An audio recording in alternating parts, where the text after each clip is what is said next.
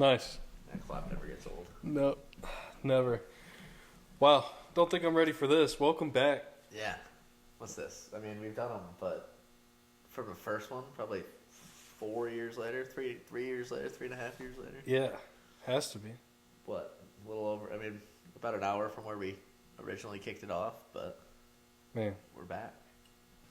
Oh, man. Welcome back. Kickback number 16 here, I believe it is. It's a low number, but we're climbing fast.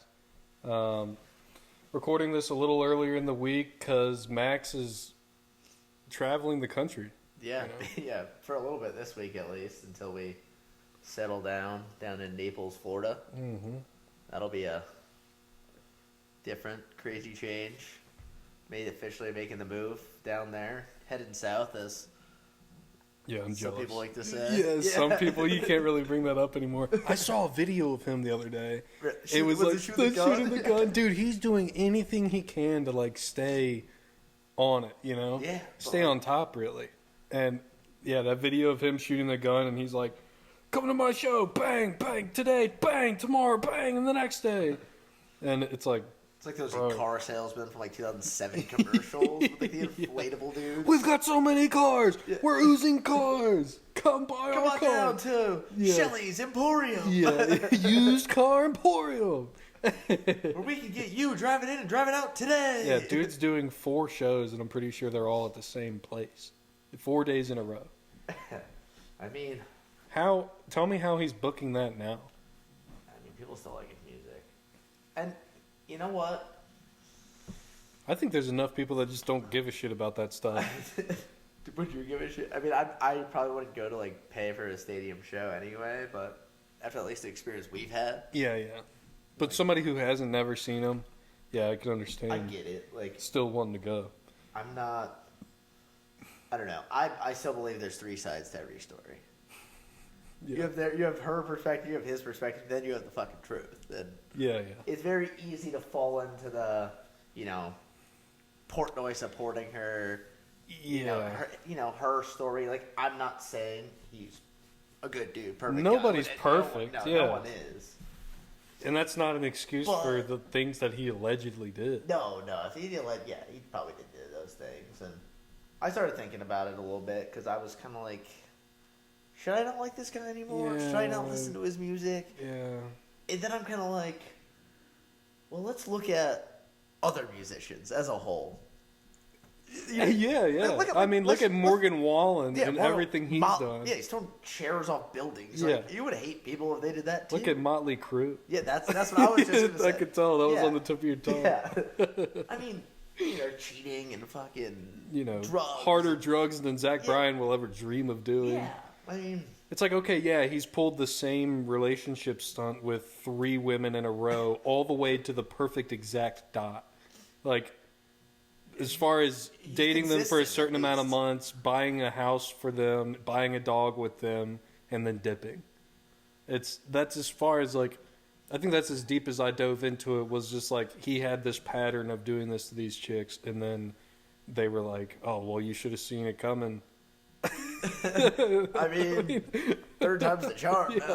Fool me once, shame on me. Right. Only 3 times. Shame on you. Right. Or shame on everyone at that point. At that point, it's just, Yeah. But you know what? He's famous and rich and... Dude, life moves on. Yeah, he'll be fine. She'll be fine. He's riding around in a G-Wagon. Yeah, it's not going to matter. He's still going to have people go to his shows, so... Yeah. That's... Then I think about it from like, okay, so what if this guy was just a normal dude? And this girl, who, let's say she wasn't famous either, it's just a normal relationship. Yeah. His friends are going to support him, her friends are going to support her. No exes really like each other. You could always shit talk your ex. That was one thing that I kind of gave him. Yeah, but at some point, when do you draw the line of like, okay, buddy, you've done this 3 times now to 3 separate women. I think we need to have a talk. Okay, that's a good point, because I forgot the 3 times thing. Yeah, because you have to be, if your friend does this. Yeah, no, then you sit him down and be like, bro. Yeah. Stop being such a fucking asshole. Yeah, and to a regular guy, that's a lot of money, too. Well, yeah, but that's it would have been different, I guess. You know? Yeah, different he scales. wouldn't be buying them homes and stuff like Purebred that. lab would quickly turn into like a rescue mutt. It means more because it's a rescue. You're not talking to like Dave Portnoy's employee. You're talking to like some ratchet, some ratchet kid from the corner some bar. dirty shop rag. From and all of her friends saying, "She threw a damn bar stool at me," and everything like that on the local news and everything. When you take it down to our scale, I mean, that's just what's going on. She looks like a goddamn ashtray.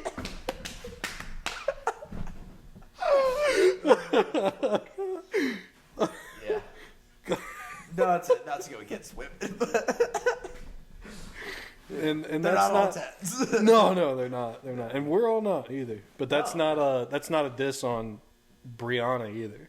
No, not calling her that. No, she's actually cool. Right. Like the more I read into it, like the more I see of her doing it, I'm like, oh, this chick's actually. It's hard to root against her. No, you know? no, she's got a dope. And that's that. Good job on Dave Portnoy's part, because I mean he won that campaign. Yeah, and he doesn't lose shit No, like he that. doesn't. No, he doesn't. Even if he was in the wrong, I still think he'd sway the general public. The Guy makes a case. guy can flat out. He's a salesman, man. I mean, Yeah. pretty much you have to be. You have to be. He is a salesman. Yeah, impressive guy. Yeah, that's what a. But then you think, okay, but then so now let's think. This is kind of one thing I actually want to get into. So we got to think about this for a second. All right, contemplation mode. Yeah, so you got Zach Bryan, famous, whatever. That's probably not why he pulled a girl like her. I mean, you got guys out there buying chicks homes to sleep with them. Like, Yeah. where do guys like that? Like, where do we stand? Where it's like, how do I compete with that? Yeah. You can be a nice guy all you want, but Yeah. if some rich dude in Miami's DMing your girl saying, "Hey, you want to bring 6 of your friends on my yacht for 4 days?" It's like, how loyal you could be a good guy and all, but fuck, that might be my price. And that even. really, like that goes for anywhere in the country. I guess there's just rich guys preying on beachfront lots, just sitting on their patio, being like, "Whose chick am I going to steal today?" Exactly. They could fire off 20 DMs and then have like a pick from probably 15 chicks, being like, "Hey, I'll come down." Yeah, I mean, they're gonna pay for you to fly down, or even if your girls go to Miami, wherever they go. And here's a thought. Debatably, every single girls' trip that has ever been devised is this. Boy. Is it like any married couple or boyfriend, girlfriend, any trip that your girl has ever been like, "Hey, me and my girls are gonna go here, and we're gonna go see and swim with these dolphins and ride jet skis." There's a dude paying for it. There's a dude paying. There's a gang of. If there's 6 ladies, there's a gang of either 6 to 10 dudes waiting on them to get there. That's an aggressive theory, but hey, I mean, I'd be nowadays. Probably. Nowadays, like I with don't the think generations we live with. That's what I was kind of getting at. It's more our generation. And there's such an openness of like, someone could literally find your girlfriend or wife or whoever it may be at any given time, and offer them anything. Like, Does this speak to the trust issues we have? I mean, I'm not saying. Look. Because this is sounding real valid right now. It sounds valid, but of course, I mean, you're with a girl because you trust her, that you think she's better than other girls. That's the whole reason you're with her. That's my opinion. Yeah. It's like, you think highly of them enough that you're not gonna give them shit over something. Like, you trust them. Like, that's the fact. Yeah. You might seem real fucking stupid at some point, but it's just a gamble you have to make. You gotta commit to that, or it's never gonna work if you don't trust them. So, and you should expect the same treatment. I mean, you think, any girlfriend, I call you guys up and I'm like, "Hey, guys trip, fucking Miami, August 2nd to 6th. We're playing golf 2 days. We got a suite at the casino, and then we're going to a beach club one night. We got a table." Yeah. You think your girlfriend's gonna be like, can't wait for my boyfriend to go on that trip. Yeah, right. But if she's gonna say, "No, you can't go," what's your reaction gonna be? You're gonna fucking hate it.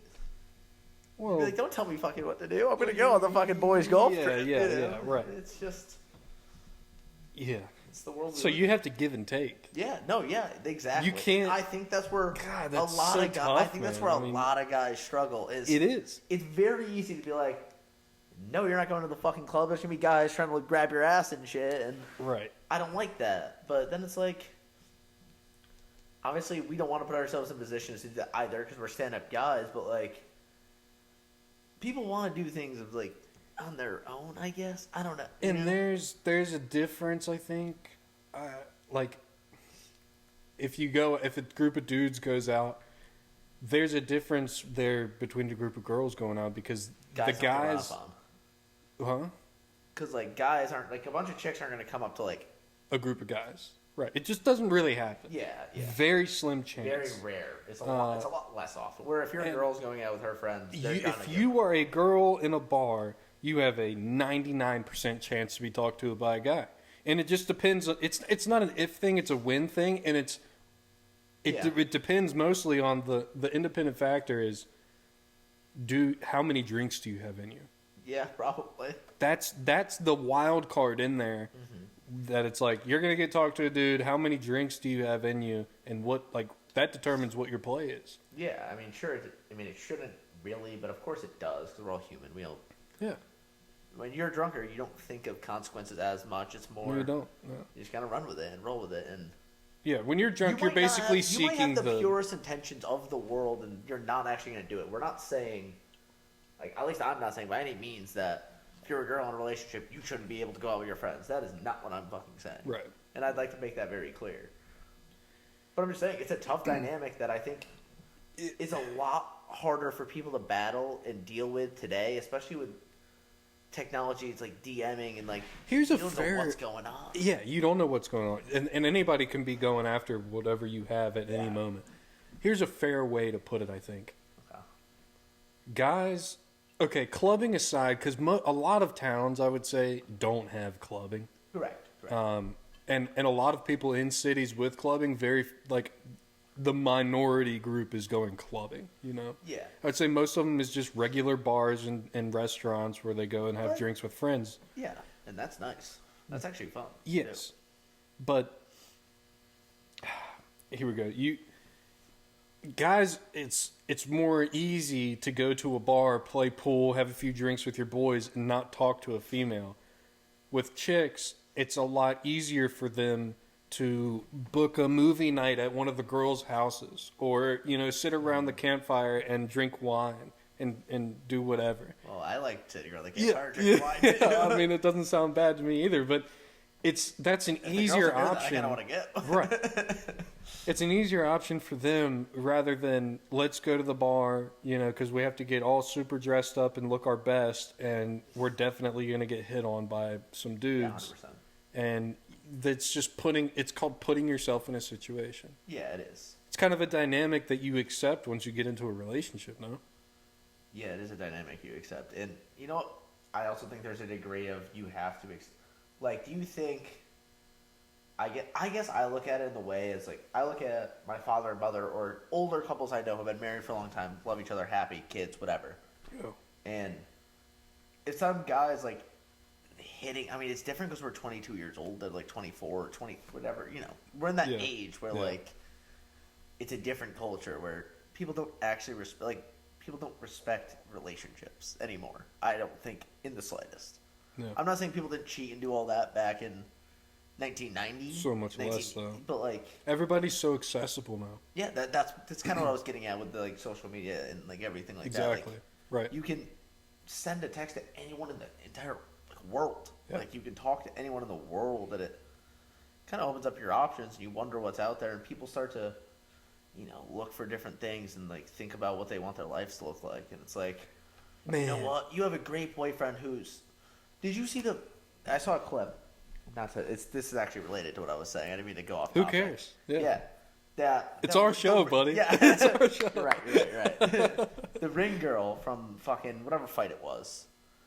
Oh, the Jake Paul and Mike Tyson fight. Yeah. I saw she was on an interview walking with some dude in the mall. I don't know who the guy was, but yeah. I think he's famous or something too. I don't know anything about her boyfriend. at the time. Yeah, she was like, love my boyfriend. He was great. Like, nothing against him, but I had to leave. She saw her career path taking off higher than his caliber of existence was. Yeah. Like, sucks for that guy. There was a lot more opportunity out there than just him. Yeah. And she identified that and said, see ya. Which, she said, I'm not taking you with me. Bye. Yeah. Which is kind of a cunt move. I'm going to have to bleep that out. I'm going to timestamp that. I'm going to have to bleep that out. Oh, man. Is that what YouTube doesn't like that No, word? they don't like that at all. Yeah. You cannot, yeah. Okay. We'll keep that word out. But that is so, like, it's such a shithead thing to do. I can also argue it's not her responsibility to take care of this guy. I don't know how old she is or what. I don't know what her... We don't know what their relationship was like before. But just the fact this girl's saying, like... But hey, I have this better opportunity, like... Sorry. Bye. Yeah. And I'm thinking, like... So what I was trying to tie that into with social media is... You know what? You might be the best boyfriend you can possibly be to this girl. But if some dude who's worth $40 million is sending, like, hey, want to come to fucking Europe with me and go on my yacht and do this and that? It's like... Yeah. There's a better opportunity. Yeah. But is it, and then, it's like, she probably gets heartbroken. It's going to hurt you, first off. Yeah. Because that sucks. But then you're going to have to realize, hey, if she's that easy to sway, she was never... Yeah, she's not the one. She's not loving you for you. She's loving you for the opportunity you can give her. And I think that's a very delicate line because, of course, you, as a guy or girl, whoever you might be, like, you want to succeed to the best of your ability and be able to offer the people you love everything you have. Are you about to say, just sit there and just be like, yeah, I get it? No. That sounded where you were going. Like, no. Just stand there and just be like, yeah, I kind of understand her decision making there. I mean, does every person not have their price? I mean, eventually, no, because we all do. Yeah, but we do. I think at our age and like short term, and we think like, holy fuck, how could I not do this and this opportunity? This will be. I will remember the story for the rest of your life.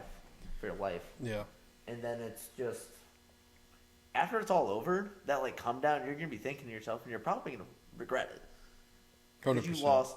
There'll be a period of regret. regret. Years of memories with whoever it was, and eventually people move on, live their lives. Guarantee you, she's already faced a period of regret, where the Instagram followers stopped coming, and the calls stopped coming in for her to be in whatever ad, and she felt a moment of like, oh, I don't think Dana White's going to call me to be a ring girl in the UFC. Probably and not. Now, all of a sudden, she's like, oh, fuck. So now she's either got to start an OnlyFans or that's the option these days. Wait until Jake Paul does another fight. The thing is, if you're popular in this day and age as a girl, and you just rip the OnlyFans for it, like, she'd probably make, like, I don't even know, doesn't, like, fucking Hawk Tua have a damn OnlyFans or something? And save that. Prison. What? She's in prison. Really? She's in rich person prison. Oh, obviously. But what'd she do? Doesn't sound like she has an OnlyFans. No, I don't think she has an OnlyFans. She was selling, shirts, hot sauce, everything. So then they turned into cryptocurrency. Oh. They made the Tua coin or the Hawk. Oh, they made Hawk like a Tua meme coin or whatever. A meme coin, and it was a little pump and dump. Yes, they pre-sold it. All these people dumped a bunch of money into it. It got up to like 20 million market cap or something, 2025, and then it dumped and it was worth like under $5 million. And everybody's shares were just left worthless. They're just blaming. And they made out like, and those numbers, those might be off, but it was a lot of money. Yeah, roughly whatever it was. Yeah. They screwed over a bunch of people. They screwed over a bunch of people, and she's going to like Martha Stewart jail. Yeah. MC Hammer broke. Yeah. There you go. And well, yeah, life lessons there. I mean. Yeah, it's tough because she has the money. Like, Like she was killing it. She was probably making $100,000 a month and whatever she was doing better than the Catch Me Outside girl. I don't even know who she is. Had Catch Me Outside, Dr. Phil. Dude, you never saw that? Dude, I don't think so. Oh my gosh, we gotta pull this up. Sorry, guys. And for a quick ad from our sponsor. Yeah. This is your Doritos video of the night. A quick ad on our sponsor. All right, 39 seconds. Catch Me Outside. Second beer. Yeah, snag me one of those too. Liberty Mutual You can't hear that. We don't pay for those ads. My time in jail ain't nothing. That's what I always do, and they never catch me. Ain't nobody gonna catch me. Because you're too streetwise? Yup. And all these hoes laughing like something funny. She's talking about the audience, that they're laughing at her. Bet they're laughing at it. Did you say the hoes are laughing? Yeah. They're a bunch of hoes. Yeah. Is that her mom clapping? She didn't even say it. Catch me outside. How about that? Catch you outside? What does that mean? What I just said. Catch her. And her mom comes in like explaining it. Catch her outside. That's kind of her thing. Okay. Yeah, just catch her outside. Okay. But she blew up from that. I don't know how you didn't see that back in the day, but I don't know. here we go. Tool of the night. Oh. All right, done. You take a different strategy than I do. Really? Yeah. You didn't do it this way? No. Is there a better strategy? I'm not saying it's better. I'm just saying it's different. Did you go from the like? I went over, and then big lip over, and then pulled back. Yeah, probably a better strategy. Catches a lip in there. Yeah, so Catch Me Outside girl was on Dr. Phil, and she called the audience a bunch of hoes. Okay. And she said, "Catch Me Outside." How about that? And they made a TV show about her. She started rapping. She made her bag. I think she might have had an OnlyFans. Briefly. But it's just like this Hawk Tuah girl. Hawk Tuah, I think, was more successful than that. I would guess. And she had less of an extent of, I would say, like explosion of fame. 15 minutes of fame. Yeah, she had about 12 seconds. Yeah. Yeah, she was on a TikTok, not a Dr. Phil episode. Yeah, I actually don't know how she got as famous as she did, to be honest with you. Like, honestly, good for her for turning it into what she did. Because I'd have been like, yeah, I said that. Well, as soon as that happens, you get flooded with DMs and stuff, and there's guys on there that's like, let's turn this into something. You know, you can make a whole brand. Let's make some money. Yeah, no, and they did. That's the name of the game. And then they went too far. Yeah. Yep, you can't fuck over that many people and not get caught. Yeah, people get upset when you fuck them over out of millions of dollars. Yeah. That's kind of how it goes. Speaking of being fucked over out of millions of dollars. And I don't want to drag this on, but I keep seeing stuff about the guy who shot the guy. Oh, Luigi? Luigi. Yeah. Like, of course, oh my god, he's so hot. This is all the chicks are saying. But besides that, apparently, like, his family worked in the government. Like, Oh, really? he did government projects. He's got a lot more involvement than people think. Apparently, I mean, I saw them kind of like. I saw he had like a manifesto and everything. Like, this has been strategized from what I've. This wasn't like a. Yeah. Oh, I can't get health insurance. Fuck you. I'm gonna kill the CEO of United Health. Yeah. But it was like he, and I can't remember it now. I saw this post. It goes back like, I want to say at least 5 years. Oh, really? Of their involvement with the government, and you know, basically, it points towards some things where his motives might have been interestingly beneficial to some groups of powerful people. And you can do. They're always interested groups to. Yeah. When someone big like that is dying, someone's making out over that. He had information over a lot of the United Health's like finances,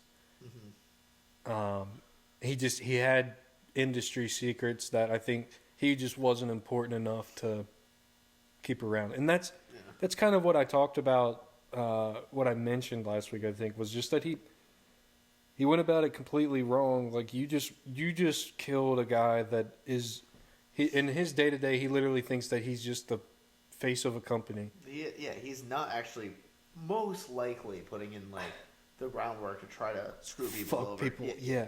I mean, I'm sure he has... He probably makes some decisions that are in the interest of his wallet over, you know, the better of society, but so does fucking everyone. Yeah.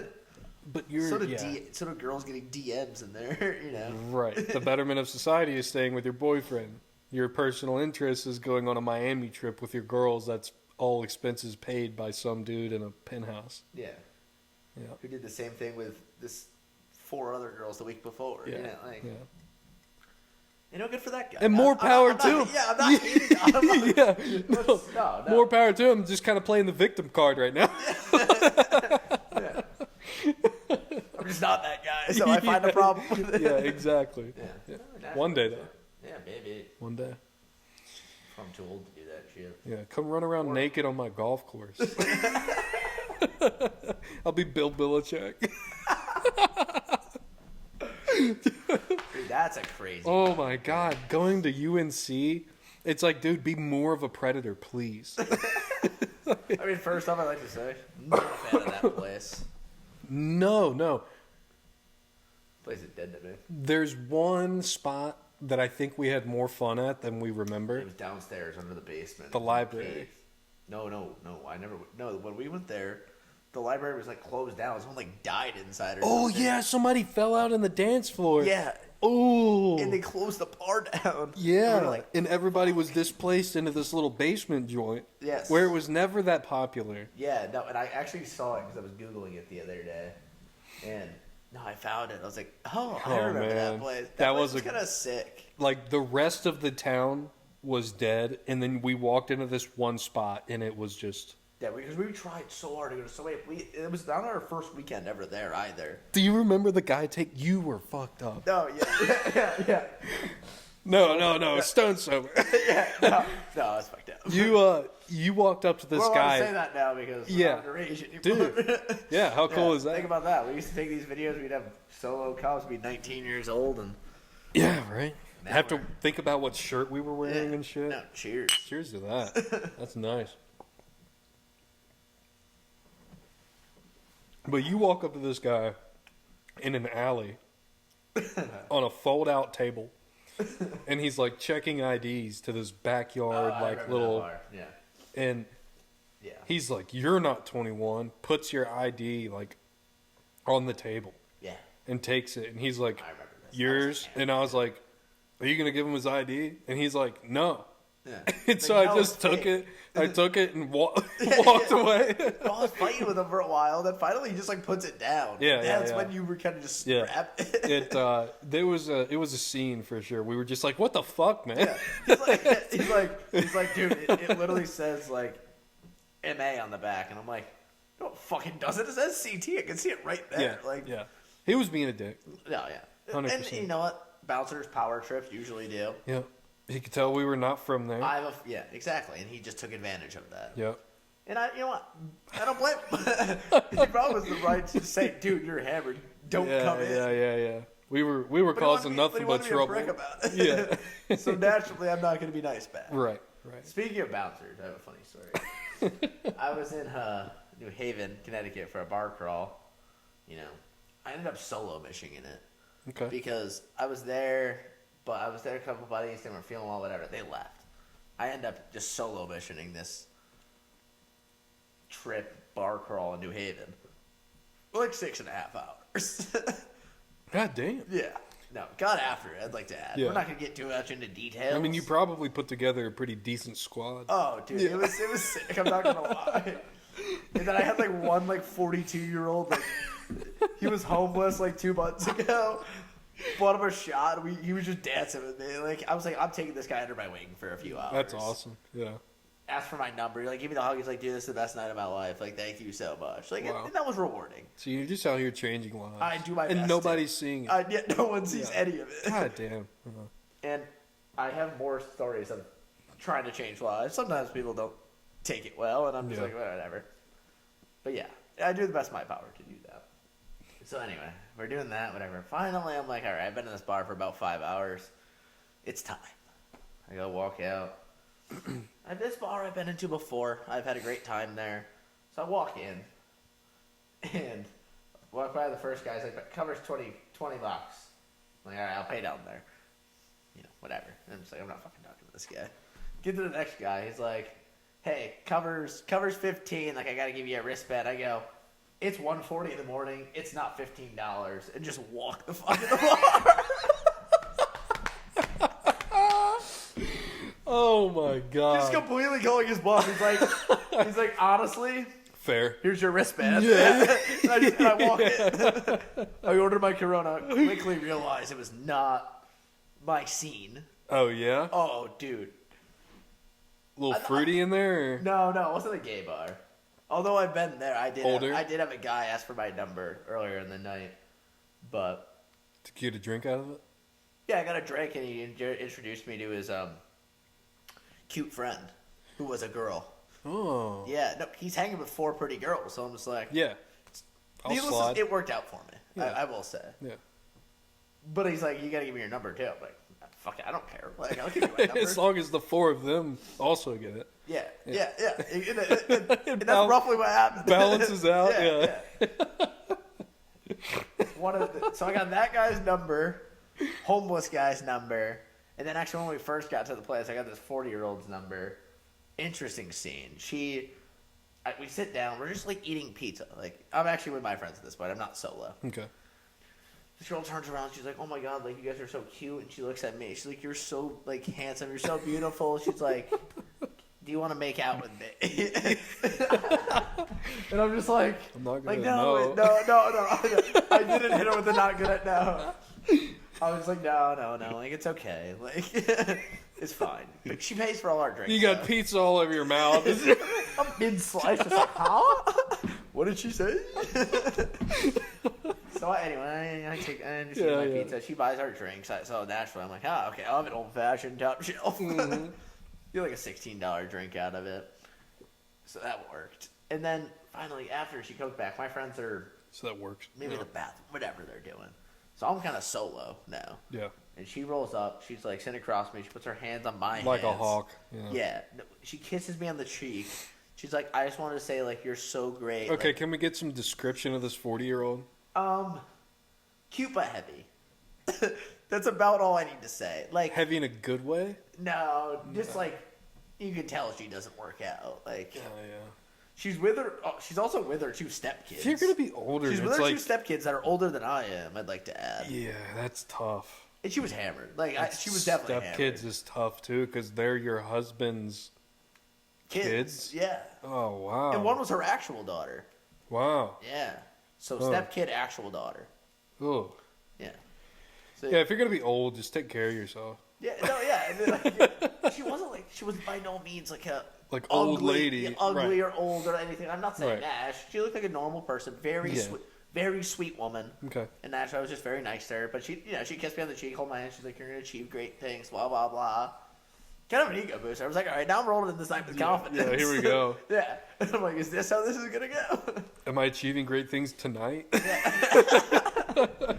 And then she's leaving. She's like, "No, seriously. Like, do you want to make out again? Like, not again, but like again. Like, I'd make out with you like right now." And I'm like, "Well, we're sitting in a restaurant. It's 6 p.m. Like, I'm good." It's daylight.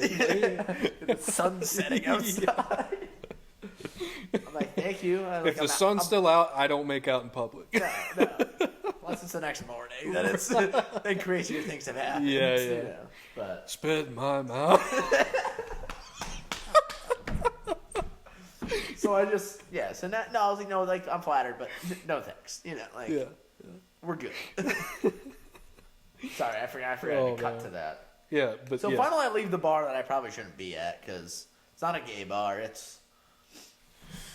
I can just tell it's not my crowd. at all. Like, it's 1:45. I'm Like walking into a Spencer's.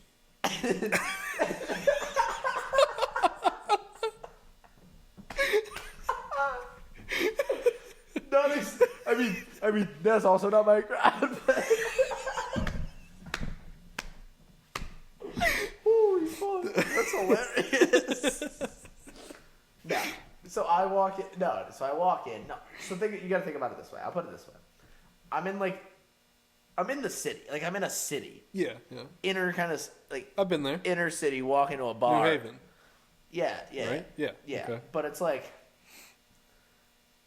you can tell there's some like kind of shady things. It's a very shady area. Mm-hmm. There was no one else like me in there. Let's just say. Yeah. And I'm quickly getting looks. And so it's not a Spencer's. No, it's not a Spencer's crowd at all.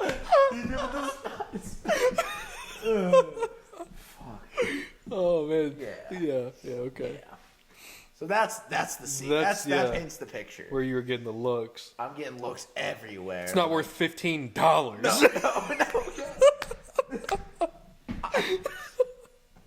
I don't know if I want to say it, but I was the only white person in there. Right. Yeah. That's basically all I'm saying. Like, literally the only one. That's a vulnerable position for anybody. Yeah, everyone's looking at me, and I'm like, did I do something? Like, the music halts. Like,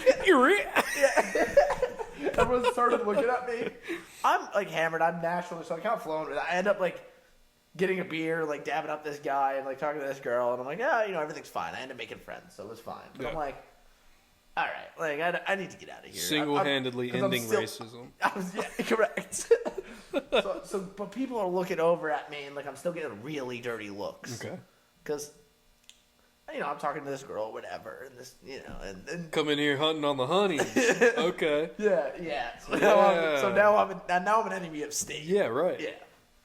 So I recognize this. You're a barbarian in the Romans' walls. So I fucking, I crazy horse my way in there. Give me 3 steps. Yeah.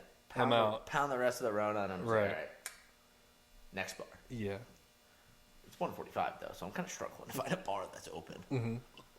So I'm walking past this fraternity that has a party going on. I'm like, all right. Yeah. Here we go. Roll the dice here. Yeah. Still feeling confident. Look at the guy. I'm like, hey, open the gate for a second. I want to pop in. Just say it like that. And he's like, who do you know? And I'm like, no one. I'm just gonna jump in for a second and just walk in. He's like, all right. Okay. This lets me, like, they're not letting anyone. They just deny a bunch of people in a row, a bunch of guys, because it's a fraternity. You know how that is. Yep. You don't let just random dudes in. Yep. And I just kind of looked at him like, open the gate for a sec. Like, probably kind of being it probably could have came off of being a dick, but like, I think he just respected the confidence. Sometimes you just gotta step up and. Yeah, it's like, hey, he's like, well, do you know anyone? I was like, no, but just let me in. He's like, all right, like. Waves me in. After denying like 6 guys, all the other guys are like, what the fuck? I walk in, I see a pledge, and I'm just like, you guys have alcohol around here? He's like, yeah. I'm like, vodka Sprite if you don't mind. Kid runs, gets me a vodka Sprite, hands it to me. I mean, it's a warm vodka Sprite, no ice, nothing. Ugh, yeah. But it's 2 a.m. and I've been kind of at it for a long time. You can't taste it. Yeah, it doesn't matter. Stiff, dude. Like, someone had to give. And right. So I walk around there, and I have a good night. I end up being the last one in there at about 3:15, and I Uber home. I get home about 4 a.m. I make some soup and eventually go to bed. But yeah, solo mission. That's about all I can legally say as to what happened. Right. But yeah. There was a few funny stories. I was talking about the bouncer thing, and I just. So did you Uber to New Haven, or did you ride there with friends? I rode there with friends. And so they left back to home. Yeah, and but we were like 45 minutes into the bar, and I'm like. Paid for these bar crawl tickets. Like, I'm not leaving in 45 minutes. Like, fuck it. I've been alone before at the bar. I'll do it again. Really? And so they came and left the bar crawl after like an hour? There was only two other friends. Oh, so okay. Gotcha. It was just like, all right. No, solo mission. You got to rip that. Yeah. And good things happen when I rip solo missions, which is kind of It's kind of why I'm going out to Florida too. Makes me jealous. I feel like I'm gonna. I excel. It's only a couple times that I've whipped up that kind of momentum on my own. Yeah, and it's never really led to good things. No. I mean, is buying a $60 Uber home at 3:40 in the morning a great thing? The last one in the frat house a good thing? No, it's not. But it sounds like a fun night. I mean, I had fun. Sure, I always have fun. Yeah. But it's a funny story if you really get down to the meat and potatoes of what Right. everything happens. Yeah. And you get the details. It's You know. it's quite funny. It's a different story off record. yeah, correct. Off camera, it's even better story. Right. But Catch me outside. yeah, yeah. I'll catch you after. But it was funny. And I haven't truly gone on like a solo mission in quite some time. I mean, it was. That's gonna be fun, man. Yeah, I went on. I mean, I had a couple Thursdays locally around town where I'd end up being a solo mission, but hanging out with people I kind of sort of knew or like knew of because they're from my hometown and Right. had some banger nights, fun nights. Electric bike through the drive-through, 4 a.m. at McDonald's, and just partying until the bar closes. Basically on Thursday, a lot of Thursdays. That's so crazy because like where you're from, there's like young kids there, and like when I go out here, it's like I go out and there's a group of young. There's but sometimes I go out and there's no young kids. No. But then once in a while you catch a group of 5, 6, and you have at least mutual friends. Right, and right. I just go up to them, like, even if I don't really know them, I'm just like, oh, I know you know them. Like, I know you're from Southington. What's up? How you doing? And I can tell if they're cool or not. If they're not cool, and it's like, all right, fuck it, I'll talk to someone else. Yeah, craziest thing that's happened to me since I've come back from school is I got hit on by like a 35-year-old bartender with 2 kids. Yeah, and sometimes that's an ego booster. Sometimes. Hey, yeah. You got to take what you can get. Yeah. That's our Miami trip. Yeah. That's our guy. That's me getting a DM. Yeah, that's me getting a DM from a rich dude, and the guy's version of a DM. yeah, It's just getting hit on by a Denny's waitress.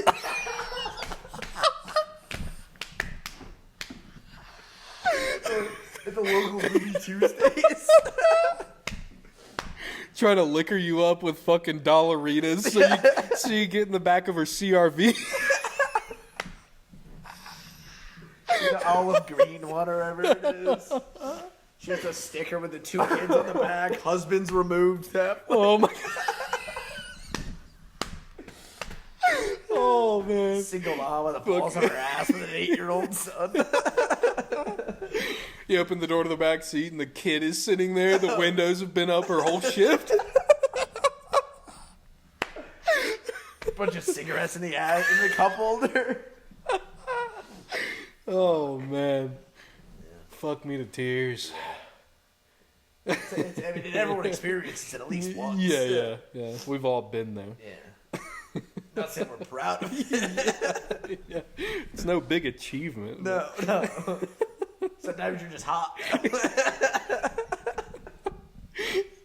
Heat check. Yeah, hot, you can stay hot. Oh my But god. sometimes, like, obviously that random 40-year-old hitting on me I wasn't like, oh, I'm fucking awesome. But it gave me enough of like an ego boost. Be like, all right, let's have a good fucking night. And I did have a great night after that. Yeah. Like it was cool.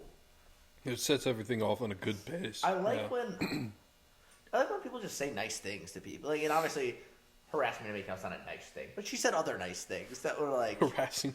Yeah, her sexual harassment of me. Yeah. But I'm also a guy, so I feel like I can't be sexually harassed. It's tougher for you to be. Yeah. I mean, unless it's like really out there, It's really tough for a guy to be sexually harassed because 9 out of 10 times he wants that to happen. Yeah, like if a chick in the workplace, it's like, not in my workplace, obviously. I'm not gonna finish that. Like all of my family that I work with, but like you're like office, office working or whatever. Some chick some chick grabs your ass. You're not going to HR, and if you go to HR, like you deserve to have your ass beat. The HR rep will look at you like. Unless, seriously? Unless, let's lay down a clause to this. Okay, I think we can lay down a few clauses to this. You can't go to HR unless she's over 180. I mean, I don't want to throw numbers. I was, out I there. kind 1.8 kind of. It's all circumstantial. And Yeah, I don't want to how tall they are. Yeah, I don't want to throw women's weight out here. That's Yeah, what yeah. We're gonna get No, shut down real quick. that's a good way to get people mad at you. But Yeah. you know, you can't. You know, Yeah, 'cause you got to bat within your wheelhouse, and that's a respectful thing to say to anybody. Yeah. We have to bat inside our wheelhouse. Yeah. You know, I'm not walking down the street and I see a 10 like D1 cheerleader and just slapping her on the ass and catcalling her and everything. I'm not doing that. So, ladies, Well, let's bat within our wheelhouse as well. Let's be a little bit realistic, because that's what all this is. I mean, I don't know if you've caught the vibe recently, but I'm basically just saying it like it is. And if somebody's feelings are hurt, it's kind of like, don't fucking listen, you know? That's kind of pause. Yeah. yeah. Go Yeah. watch Dr. Something. Go watch Who Dr. somewhere Phil. else. Yeah. Dr. Phil's a G now too. Yeah, I know. He doesn't That's give a what he's fuck been about your saying. feelings, Yeah. bro. Well, Not like the new Dr. Phil that's like the parody Adam Ray does, Yeah. but like I'm talking the OG Dr. Phil. He's come out with like some videos on his own where he's like calling out the illegal immigration and trafficking rings and stuff. Bro, he's deep in it. well, I mean, those aren't exactly good people, so they probably No, they deserve the out. full wrath of Dr. Yeah. Phil. Yeah, people are not really. There's not So a lot you're of- saying everybody in the audience are hoes? I mean what I said. How about that? Catch me outside. Catch me outside. How about that?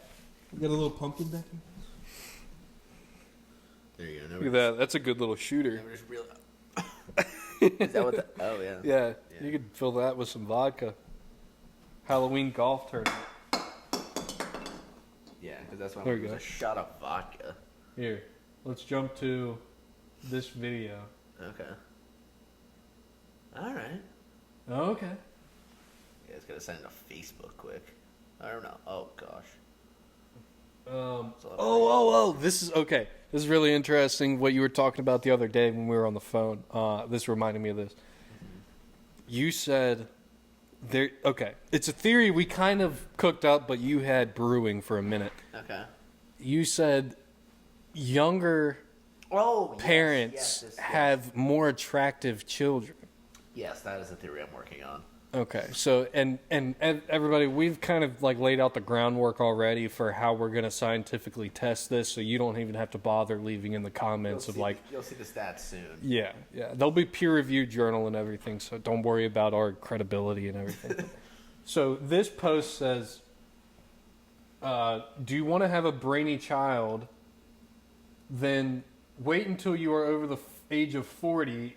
If you're a man, at least. According to new U.S. research, the children of older dads, defined as over the age of 40, are more likely to not just be intelligent, but more focused on what interests them and less concerned about fitting in. The researchers looked at 15,000 pairs of twins and measured Why do they have to be twins? geek-like traits, as it says, when they were 12 years old. How old was your partner when you had kids, Max? That's the question. How old was my partner when you had kids? I never had kids. That's a question it leaves us with. Okay. But So it's a apparently, pondering. 15. So it kind of fits. So I guess it's saying your kid might not be smart, but it's saying they won't be a geek. They're less likely to be a geek, which No. I think that's what it's saying. No? I think it's They measure to be geek not just intelligent, but more focused in what interests them and less concerned about fitting in. So what that tells me is that they're scoring higher on tests, but they're also more creative and self-driven and less worried about like what other people going out think. and having fun and partying. I mean, if that's what they like to do, that's what they like to do. But I thought that's what most people like to do. I thought that's what everybody did. Okay, so yeah, okay, maybe people do normal things. Maybe there's Sue some me. other hobbies out there, I guess. Yeah. You're like, what? You mean blowing my week's paycheck on the bar? People do other things than that. You know what I mean? I mean, Yeah. you're cool I've met. Yeah, that's the highest level of success I've been exposed to. They're like, what, like building furniture and shit? Right, Like, yeah. yeah. No, I mean, I don't know. Maybe they're exploring projects. Okay, or, so I think the reasoning behind that could kind of fit my theory, actually. So they're saying over 40, you're having kids, and they're more likely to be I see. to not care about like fitting in and doing all this stuff. They're more focused on like themselves and being smart. And I heard the words geek-like tendencies. Correct? No, I don't think that was right. You read it, not me. Hang on. Yeah. Geek-like tendencies, I don't think that's what I was I thought you said that word, and that's when I kind of had my light eureka moment. Geek-like traits. Oh, The researchers looked that's at way different than geek-like 15,000 tendencies. pairs. The researchers looked at 15,000 pairs of twins and measured geek-like traits I don't see what twins has to do with it, but when they were 12 years old. Well, twins kind of adds a control factor in there because it's two samples from the same ball sack. Yeah, okay, yeah. Sure, I was gonna say parents. Yeah, I guess we're far. Well, let's enough just in. be real here. Yeah. Yeah. If anybody gave a shit, they'd have left by now. You guys not wrong. Yeah, stop me when I'm on. Yeah, you know? exactly. Yeah. So okay, so yeah, so you do that control and that geek-like traits. How many hot geeks do you know? I mean, I'm not. I knew exactly where you were going with that. But so we kind of so I think the reason for that is when you're in your got 40s, a hot nerd though. Is there much hotter? Yeah, if you're hot and smart, I would hot argue that's nerd. the. Yeah, but I'm talking like smoke show with the glasses, like the big glasses and everything. The big glasses. Yeah. So just because they can't see, they're hot. Is that what I you're saying? guess I get, but I mean, if they know Better how if to they run can't it. see you, better chance of getting them down. Yeah, exactly. Because once they lay eyes on me, that's kind of my into my game. Yeah, if I could just have phone sex for the rest of my life, I'd kill it. I'm gonna mail her our engagement papers. You know, hey honey, turn these into your local courthouse. Send me more videos. You're just catfishing her. I'm gonna come get you and take you away from that hellhole. So I'll finish this theory. Okay. Where, Thank you. so you're over 40. So I'm gonna go based off that, and then I'll tie it back to my initial thought process. So you're over 40. You're probably the smartest you'll ever be and have been. You know, you've lived life for a while. You're not making the dumb mistakes you made in your 20s, everything like that. So I think your kids obviously adapt traits from you, just from genetics. That's how genetics works, and I think you being smart has to do with that. I guess I'm making a basic genetics argument that if you have a kid at 25, when you're in probably the sexual and physical peak of your life, your kid is going to adapt those genetics, not the genetics from when you're a washed-up 37-year-old alcoholic. Like, with a Just beer gut, yeah. So fucking pissed about how his life has turned yeah, out. so you have a kid. All that to overcome negativity, it. all that negativity rolls over into your kid, Exactly. and then they're a piece of shit. Yeah, but if you're 25 years old, you've been going to the gym for the last 4 years, you're in great shape. Your wife Still a bunch of is drive. gonna and- be a bunch of drive. Your wife's probably gonna be hot if you're hot. Like that's just then it's two like good looking people having kids. Yeah. And that's basic genetics. Is my And you know, there's a point to this where everybody, when they're in like the 25 to 30 range, I feel like goes through a time where their genetics are lining up. They're the most attractive that they'll be. yeah. I think The youngest adult at least form. for men, it's that way a lot. I could see that. Yeah. A lot of women. 'cause Some they women develop get earlier, some women get hotter as they get older. Yeah, some do that. It's very rare. Betty White. Oprah. No, but like. Michelle Obama. Yeah. Mr. President. Oh, fuck. That's Michelle. Yeah, I was gonna say that doesn't apply there. That's probably like us, Yeah. like up there in the 40s. Well, goodbye, guys. All right, see ya. Come visit us. We'll be in the ground soon. Yeah, basically. No, but if you're 25 to, like, for men, I think it's like 27 to like 32 is actually your peak, like, physical, you know, you're going to be like your most attractive. For women, it tends to be a little younger. They develop younger, and, you know, they probably 18 to 25, I would guess. I'm just throwing numbers out there. I'm not saying there's no attractive women over 25 or they're looking horrible. Right. Yeah. Let's cover all our bases here. Yeah, yeah. I mean, vaginas age exponentially fast for me. I'd like that on the record. Hello, United Airlines. I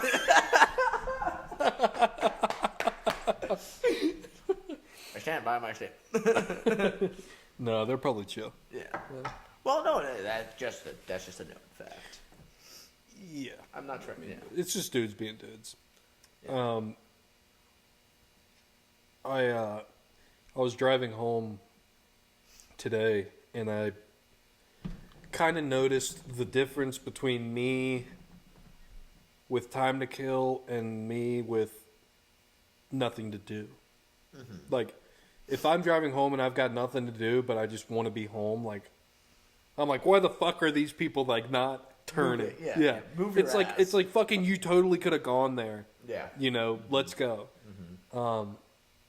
But if I'm like nothing to do, but then I had to wait for you to get in town, so I'm like, I'm just killing time. I feel like the roles reversed, and I was the one where people were like, "Fucking move your ass," You're just chilling, like, I got fucking 2 hours. Yeah, there was a period where I felt kind of guilty for the people behind me, and I was like, "Man, I'm really just out here just fucking lollygagging around." I mean, I was driving down here, fucking 9-hour drive, whatever. I got this dude just trying to bang a right. I'm like, holy fuck, just go! Like it's foggy about this guy's ass. I'm like, yeah. Probably should have been doing that. Like, but and I feel bad in certain situations. People are my ass. I'm like, where's this guy in such a hurry too? And then sometimes it's you. Yeah, it's like, right. You're right. I get it. You give and take. Yeah. It's a give and take. It's an absolute give and take. Oh my gosh. Everyone does that. Everyone fucking does that. Everybody's on both sides of the spectrum. And sometimes I wonder, like, you see those people. Have you seen a bumper sticker and it's like, if you're gonna ride my ass, at least pull my hair. Oh. Or like, that's funny. I was behind someone the other day. No. I was behind some person the other day. I was driving alone. I'm like, holy fuck, this bitch sucks. She's got like if I had a penis, it would be bigger than yours. If you're gonna ride my ass, at least pull my hair. And then it was one more. It was like, the closer you follow me, the slower I go. Exactly. That's what I was. Yeah, that's what I was about to say. And I'm like, okay, fuck you. Yeah. You fucking suck. I know you're a hoot to be around. Yeah. Imagine this chick at a party, bro. Like, oh my god. Yeah, because the world completely revolves around you. Yeah, like, exactly. Right. Nobody else has anywhere to be. Yet you're somehow a whore? Like, it's a little confusing. Honestly, with no morals. I kind of want to meet her. Yeah. But coincidentally, everyone who owns those like bumper stickers, that class of they can major. They're like Zoomies Spencer's people. And I don't want to. Basically automatic. Hey, I don't want to shit and fall right back into it, but I'm gonna fall right back into it and bring up Spencer's again. It's that class of people. I bought a funnel there. I'm not gonna lie, dude. Yeah. You go there for like a funnel, but you're not the one in the back looking for a butt plug. Like, you're just not. Like, no. It's a different class, and I'm not buying the fucking No. It's not a butt plug. It's a fucking tail, like with the furry tail coming off of it. And I'm not buying the little anime girl fucking air fresheners or whatever. Or keychains that hang on my backpack and shit. Like, those are interesting folk. Interesting class of people. I could never relate to them. You know what? Everybody's different. Whatever. Here's the thing. Everybody's trying to be like, we're all different, but we need to treat each other the exact same. It's like, hey, what if it was cooler to like not like some things? I don't like certain foods. Maybe I don't like the keychain that you're wearing on your backpack. Doesn't mean I have to buy it. You don't like, if you come and sell it to me, I don't have to buy it just because I feel bad. Yeah. And want to accept you. And if you're wearing a tail and a Pikachu name tag or something, and you're gonna get made fun of. And you're obviously a dude. And wearing little fucking ears. Yeah. It's like, dude, what if my hands are tied? You expect respect from that? No. You walk around in public wearing these outfits and you expect respect from other people? Yeah. What? It's ma'am. It's like you fucking. God, dude. Yeah, man.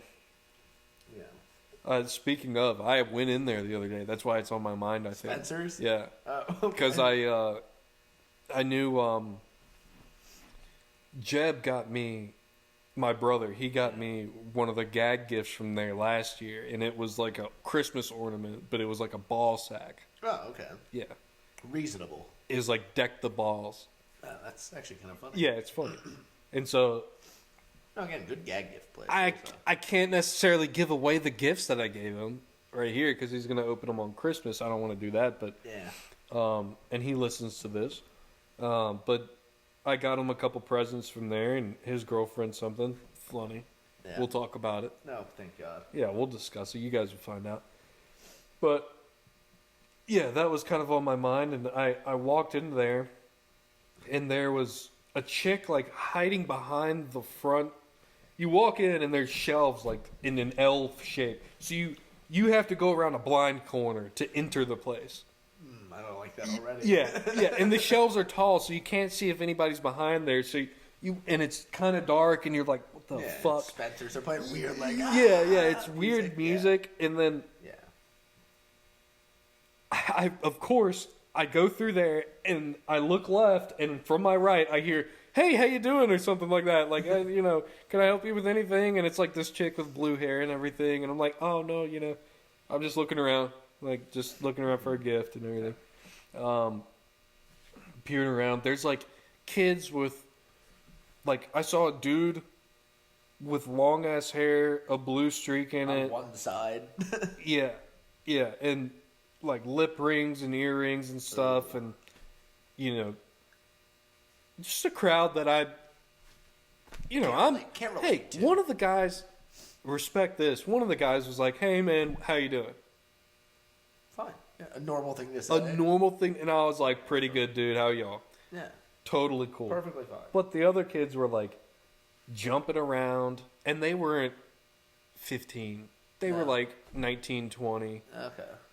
Old enough. Yeah. And they were Old enough jumping to not be and fooling around in a store. yelling and talking about, selling drugs and shit like that. And I'm just like, guys, We're public here.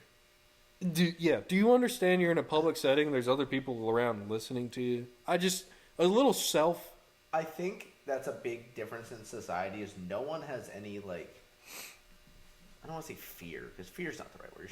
It's like self-realization. It's self-awareness. Self-awareness, yeah. But it's not even that they may not be aware of it. They just don't care what other people think. Yeah, and I that's think true. that's the biggest. Like, I know we always say, like, we don't just give a don't fuck care. We don't give a fuck what people, like, think. But at the same time, we're also not out acting like complete jackass. Like, I'm going to be respectful to those around me. I'm not going to be loud and obnoxious and, like, or say shit that's going to make people uncomfortable to the point where it's like. Debatably, their behavior disrupted other people in the store's, like, time in that store. Mm-hmm. And, like, that's not exactly, when we're out, that's not exactly our goal. No, it's not our goal. To disrupt other people's day. That's not a goal of anybody. We're there to make people's day. And just... Yeah. And just, that's a good way to put it. Hey, run me another one of those. Yeah, I got it. And then 10% of the time, they don't love it. And then it's done. But that's a risk you got to be willing to take. Yeah. I mean, look at these comedians that fucking absolutely make people's days, and they have people who absolutely hate them, It's just part of, I guess, trying to be an entertainer to some degree. Obviously, it's not my job to entertain these people, but I enjoy doing it. I enjoy making people's days. The best part about it is we enjoy it. Yeah. Like, I enjoy anything I can say or do. Like, I'm not gonna blow smoke up someone's ass. If I don't fucking think you're a great person, then I'm not gonna say, "Oh, you suck," unless you have a bumper sticker. In that case, then my Sorry, balls are bigger than yours. I'm trying not to sneeze. No, you're good. But I'm like, look, like, okay, so you're not a great, but like, I think highly of someone. I like to tell them that because people all have shitty days. If you can just say something nice to make someone's day, I mean, don't lie to them. Like, I mean, I guess you could if you really needed to, but like, yeah. I mean, if you actually truly think high of someone, tell them. Like, let them know. There's always lying to benefit somebody. Yeah, Like, you're not going to tell somebody their shirt looks ugly when they ask you. No, of course Right. not. That's an exception. But No, I'm saying, like, go out of your way to tell someone you love and care about, hey, not every day, but, like, hey, like, you are one of my favorite people on earth. Like, keep killing it. You're going to do this. You're going to do great. Like, Yeah. I believe in you. Like, let's kill this shit. yeah. Or, whoever it might be. Significant other. I think that's a big one. Siblings, parents, compliment them on something. Yeah, exactly. Yeah. Compliment people. Like, it makes someone's day just to hear, like, you're great. Like, that's a great thing to hear. And, maybe you're not great. That's why you're not hearing it. But I think a lot of people get focused on themselves and just their problems. But everyone goes through shit. Everyone has problems. Yeah. And you have to realize that as well, that, if someone has a bad day, they might kind of take it out on you a little bit. And that sucks, but Everybody does it. Everyone goes through their own shit. Exactly. Everyone's going through something. Well, that's an interesting point because, like, it's making your day about something positive. Looking for something to compliment in somebody. Not making the problems you have or somebody else has the focus of their existence or your existence. Exactly. It's like this post I saw, I put on my private story. It was like this girl saying, like, I believe in global warming and abortions and transgenderism and all that. You should respect what I believe on global politics.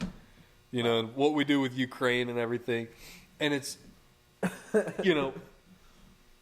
it reminded me of a certain type of people who just like to present them down their throat. Their problems down, yeah, and they like to introduce themselves as somebody who has like a bunch of disabilities. It's like, here's all the junk that I'm carrying and all the excuses I have for myself and my poor behavior. Get ready to deal with. You'd be surprised, dude. You'd be surprised how many people I've met that just like you'll shake hands with them and get into a conversation. They'll just be like, yeah, I do this and this because I deal they're with like, this. I have depression. I have this. I have psychiatric whatever, and I'm taking this much medicine. Yeah, right. Like steak and onions and eggs. Go back to that. Stop taking a medication. Get off your phone for at least a couple weeks. There's exceptions. Let's start with but it's becoming a fad. That's the thing I have a problem with. It's becoming a fad where people want that. Because the fact is, life's awesome, but it sucks. Like, life sucks. It's a battle. That's what the great thing about it. Yeah, there's so much shit to deal with in every day. And I get it. There are people who probably have whatever, but I believe it is becoming kind of a fad. And just because your day's not going well, your brain's very powerful. So if you start convincing yourself you have depression or have an issue, it's almost like your brain can make your body have it. Yep. You feel it. Yeah, and you do feel it. And I know it's not that simple for everyone, and everyone's gonna be like, "You don't know what I'm going through." It's like, no, I don't know what you're going through. But I'm saying everyone goes through shit. Everyone has issues. Everyone has this stuff. It is your individual capability to zoom your lens in and out and look at yourself and your situation from different perspectives and put that into a logical reality for yourself. Yeah. Look at it from an outside perspective and make it make sense and say, this isn't as bad as I thought I was off. I'm not as bad off as I thought. I like how you said zoom in and out. That was a no. That wasn't zoom in and out. I was actually agreeing. I wasn't making a joke about it. They're going to clip that. Clip that. No. Because I think that's a great thing. It's like you can look at your life so microscopically and be like, fuck, I gotta do this, and this. I gotta go get gas tomorrow. That's gonna cost me money. I gotta do this. I haven't eaten yet. Like, drowning. Fuck. Yeah. Zoom out. It's like I'm sitting in Virginia with my best friend, and we're having a podcast. We're talking about stuff. I'm going down to start my life down in Florida. Like, my life could be a lot fucking worse. Yeah. And I people feel are like going a through lot much of worse. I have a people- home. I have a car. Like, everyone has their problems, and it's all about what you've experienced that's going to define what those problems are. If you were to go bitch to your problems about someone who has no home or their wife just died or their kid just died or something like that, they're going to look at you and be like, oh, your bonus check wasn't as big as you wanted it to be, or your car got a flat tire. Like, I'm so fucking sorry. Like, Yeah.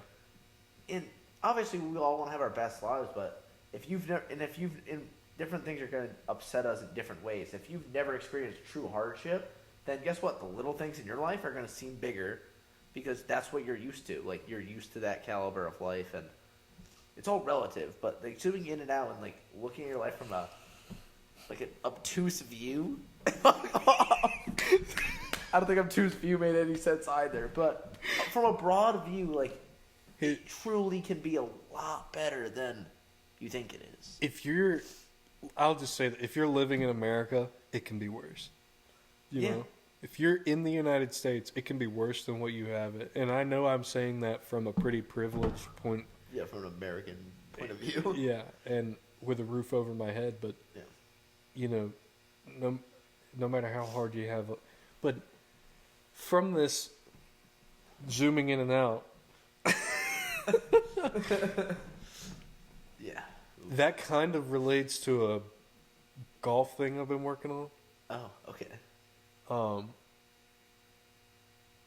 You know, I think everybody's got their perspectives to work on in their lives and, you know, things to be grateful for. Yeah. Here we are talking about what your feelings are. Now we're talking about Jeff's golf swing.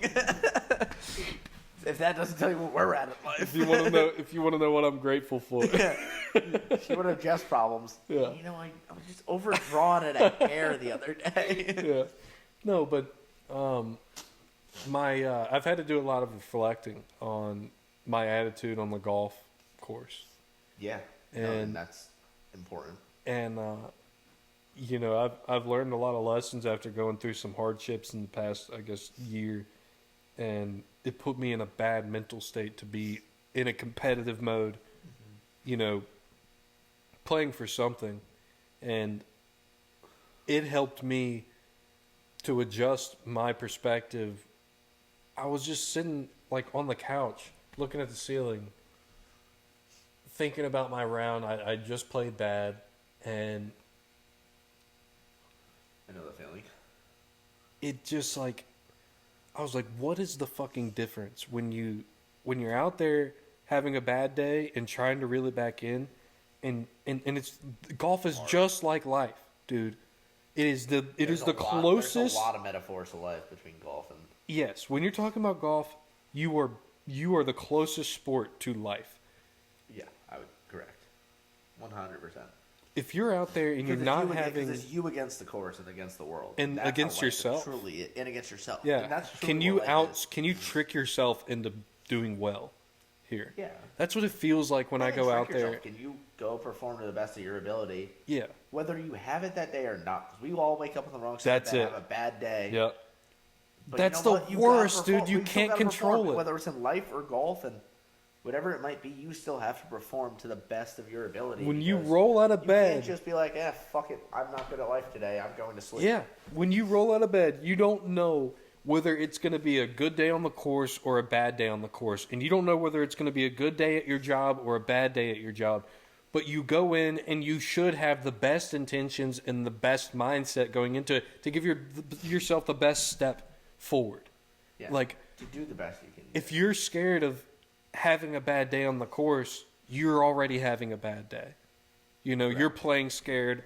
You're trying to preserve whatever you have, and you haven't made anything, you know? Mm-hmm. So I kind of started adjusting, like, the difference between my good days and my bad days is when I'm, like, we call it tilt. Yeah. Right? Yeah. When and I put it into, like, a scorpion shape. If you think about, like, a scorpion curve going over you. Curve going over the tails, yeah. If you're on tilt, you're kind of like arched forward, marching fast, you know, swinging at your ball because you're like, fuck this, you know. Yeah. You're just trying to like get through it and not putting your best foot forward because get it over with. your anger is blinding you. You want to get it over with. Right. And nothing good comes from that. Only mistakes come from that. But your best foot forward comes when you get off of your Basically, tilt. No one plays better angry. Right. Right. Besides But maybe it's not Tiger Woods. necessarily angry. It's kind of the attitude. It's like You having need to be confident in yourself. You saying you suck, you can't do this, you will never. Yeah, there's a middle ground of uncertainty, but when you're all the way back off your tilt, it's kind of like a chest up feeling. And I know I'm in that Yeah. when I've It doesn't mean you still won't make mistakes during that. I mean, we're not perfect people. but it's by a no more means. logical state of mind. Yeah, and you perform better. Accepting things as they come, rolling with the punches, being logical about the situations and the possibilities that are at your hand, and doing the best that you can with the best attitude you can. That rolls right into life. No matter what circumstances you're dealt, no matter what mistakes you made, you keep rolling with the best circumstances that you can create and that you can control. And a lot of people are refusing to take accountability for the mistakes that they make, and they're not playing the game of life. They're just saying, I fucked up, now I'm just going to keep fucking it up until somebody bails me out. Keep my head down and just be like, oh, well, I guess my life sucks. Yeah, I'm going to stay on my tilt, and I'm going to be pissed off at the world and be pissed at everybody else and make my life everybody else's problem. Yeah, that's what I don't like when people make things everyone else's problem. It's Like, just because you're having a bad day, it doesn't. Like, if I'm if I'm having a shitty fucking day, I go to the store, I'm still gonna get. I realize I gotta turn it on, and I gotta look at the clerk or whatever, whoever they might be. Like, hi, how are you? How was your day going? Like, try to be as positive as I can. Like, yeah. kill them with kindness and like. 'Cause you it don't might not know be what that- I wanna- they might be having a worse day than I am. Like, You I might be wanna the give- only person that gives them that kindness all day. Exactly. So I try to give those sort of people like the sweetest tone of like, Yeah. like, and give them the best. Because you know what, life sucks. People go through like outside people. I try to be as nice as I possibly can to them. That could be you one day down on your luck and you're working at a gas station. Not that working at a gas station is the worst job ever, but it's not where everybody wants to be. No, it's not exactly Yeah. thriving. And so that could be you down on your luck one day, Yeah. and you don't want to come across a bunch of dickheads that like look down on you. Yeah, no one wants to be looked down on. It's the worst feeling in the world. And that's the zooming out of like, okay, this is a society, and this is how relationships flow in a society where, there's people here that you'll see more than once in your life, Yeah. and there's even- there's people's lives that you affect there's that you'll people- never see again. Exactly, and that's why I try to think about it a lot. It's like, yeah, it's also not my job to try to make these people day, and I will never see them again. But it's like, why not give like everyone, like including like life, but why not give everyone the absolute best version of yourself that you can? Obviously, we all have bad days. We need to do things, but why not give people? If everyone thought like, this person's not just a servant to me because they work where I'm buying something. Like, Yeah. they're just another person in society, and like, we always treated each other like the best we possibly could. Obviously, everyone has bad days, and we don't want to, bother with that. But instead of treating someone like, oh, they're a piece of shit, like, or maybe they're a piece of shit, they're just some person that's my servant because they're serving me this beer. It's like, actually, like, talk, like, give someone, like, smile at someone. They're human. Smile at someone. Be like, how are you? How was your day? Like, A waiter, little shit like that. a waiter goes so isn't just far. a waiter, bro. Yeah. Like they could be your classmate. Yeah, they're another person in, Yeah. in life that is going Bro, through shit. So, but it's so funny just you giving see them a all these smile can make videos. someone's day. Like, Yeah. But you see all these videos of like younger people walking around like other people are just NPCs. Yeah, Random correct. people in their life are That's a good NPCs. way of putting it. And they can say whatever they want. They're just like, fuck you, Yeah, I don't care. Like, all who the fuck obscenities are they you? can, Yeah. beating people up. Like they don't Yeah. exist. And Like they don't have a And I life. think that's an extreme example. But it's more common now than ever. Yeah. People just go around and they're like, no, fuck you, I'm stealing. Acting this. like other people's lives don't matter. Correct. Other people's livelihoods don't matter. They're just, nope, sorry. I don't know you. Like Fuck you. like when the riots were happening, and they would go like people would tear down their city and ruin the livelihood of their neighbors Yeah. in just in Not very efforts lo- to it's not show. very- it's not very love thy neighbor. No, it's not. And they ruined people's lives with that. People didn't have the money to rebuild their small businesses and stuff, and they're just done. But I'm glad you made your point about something that none of those people had any involvement with. Yeah, and that's the other thing. It's like, I understand you're trying to. Well, I'm not even gonna agree or go down that line because I just don't. But I'm not even gonna say I understand because I didn't understand that. So There was enough fentanyl in his system to kill 3 of us. We're just. But we're gonna steer clear of that. Yeah. That's probably in everyone's best interest. There's fluoride in the water. I turned him to frogs. Frogs are gay.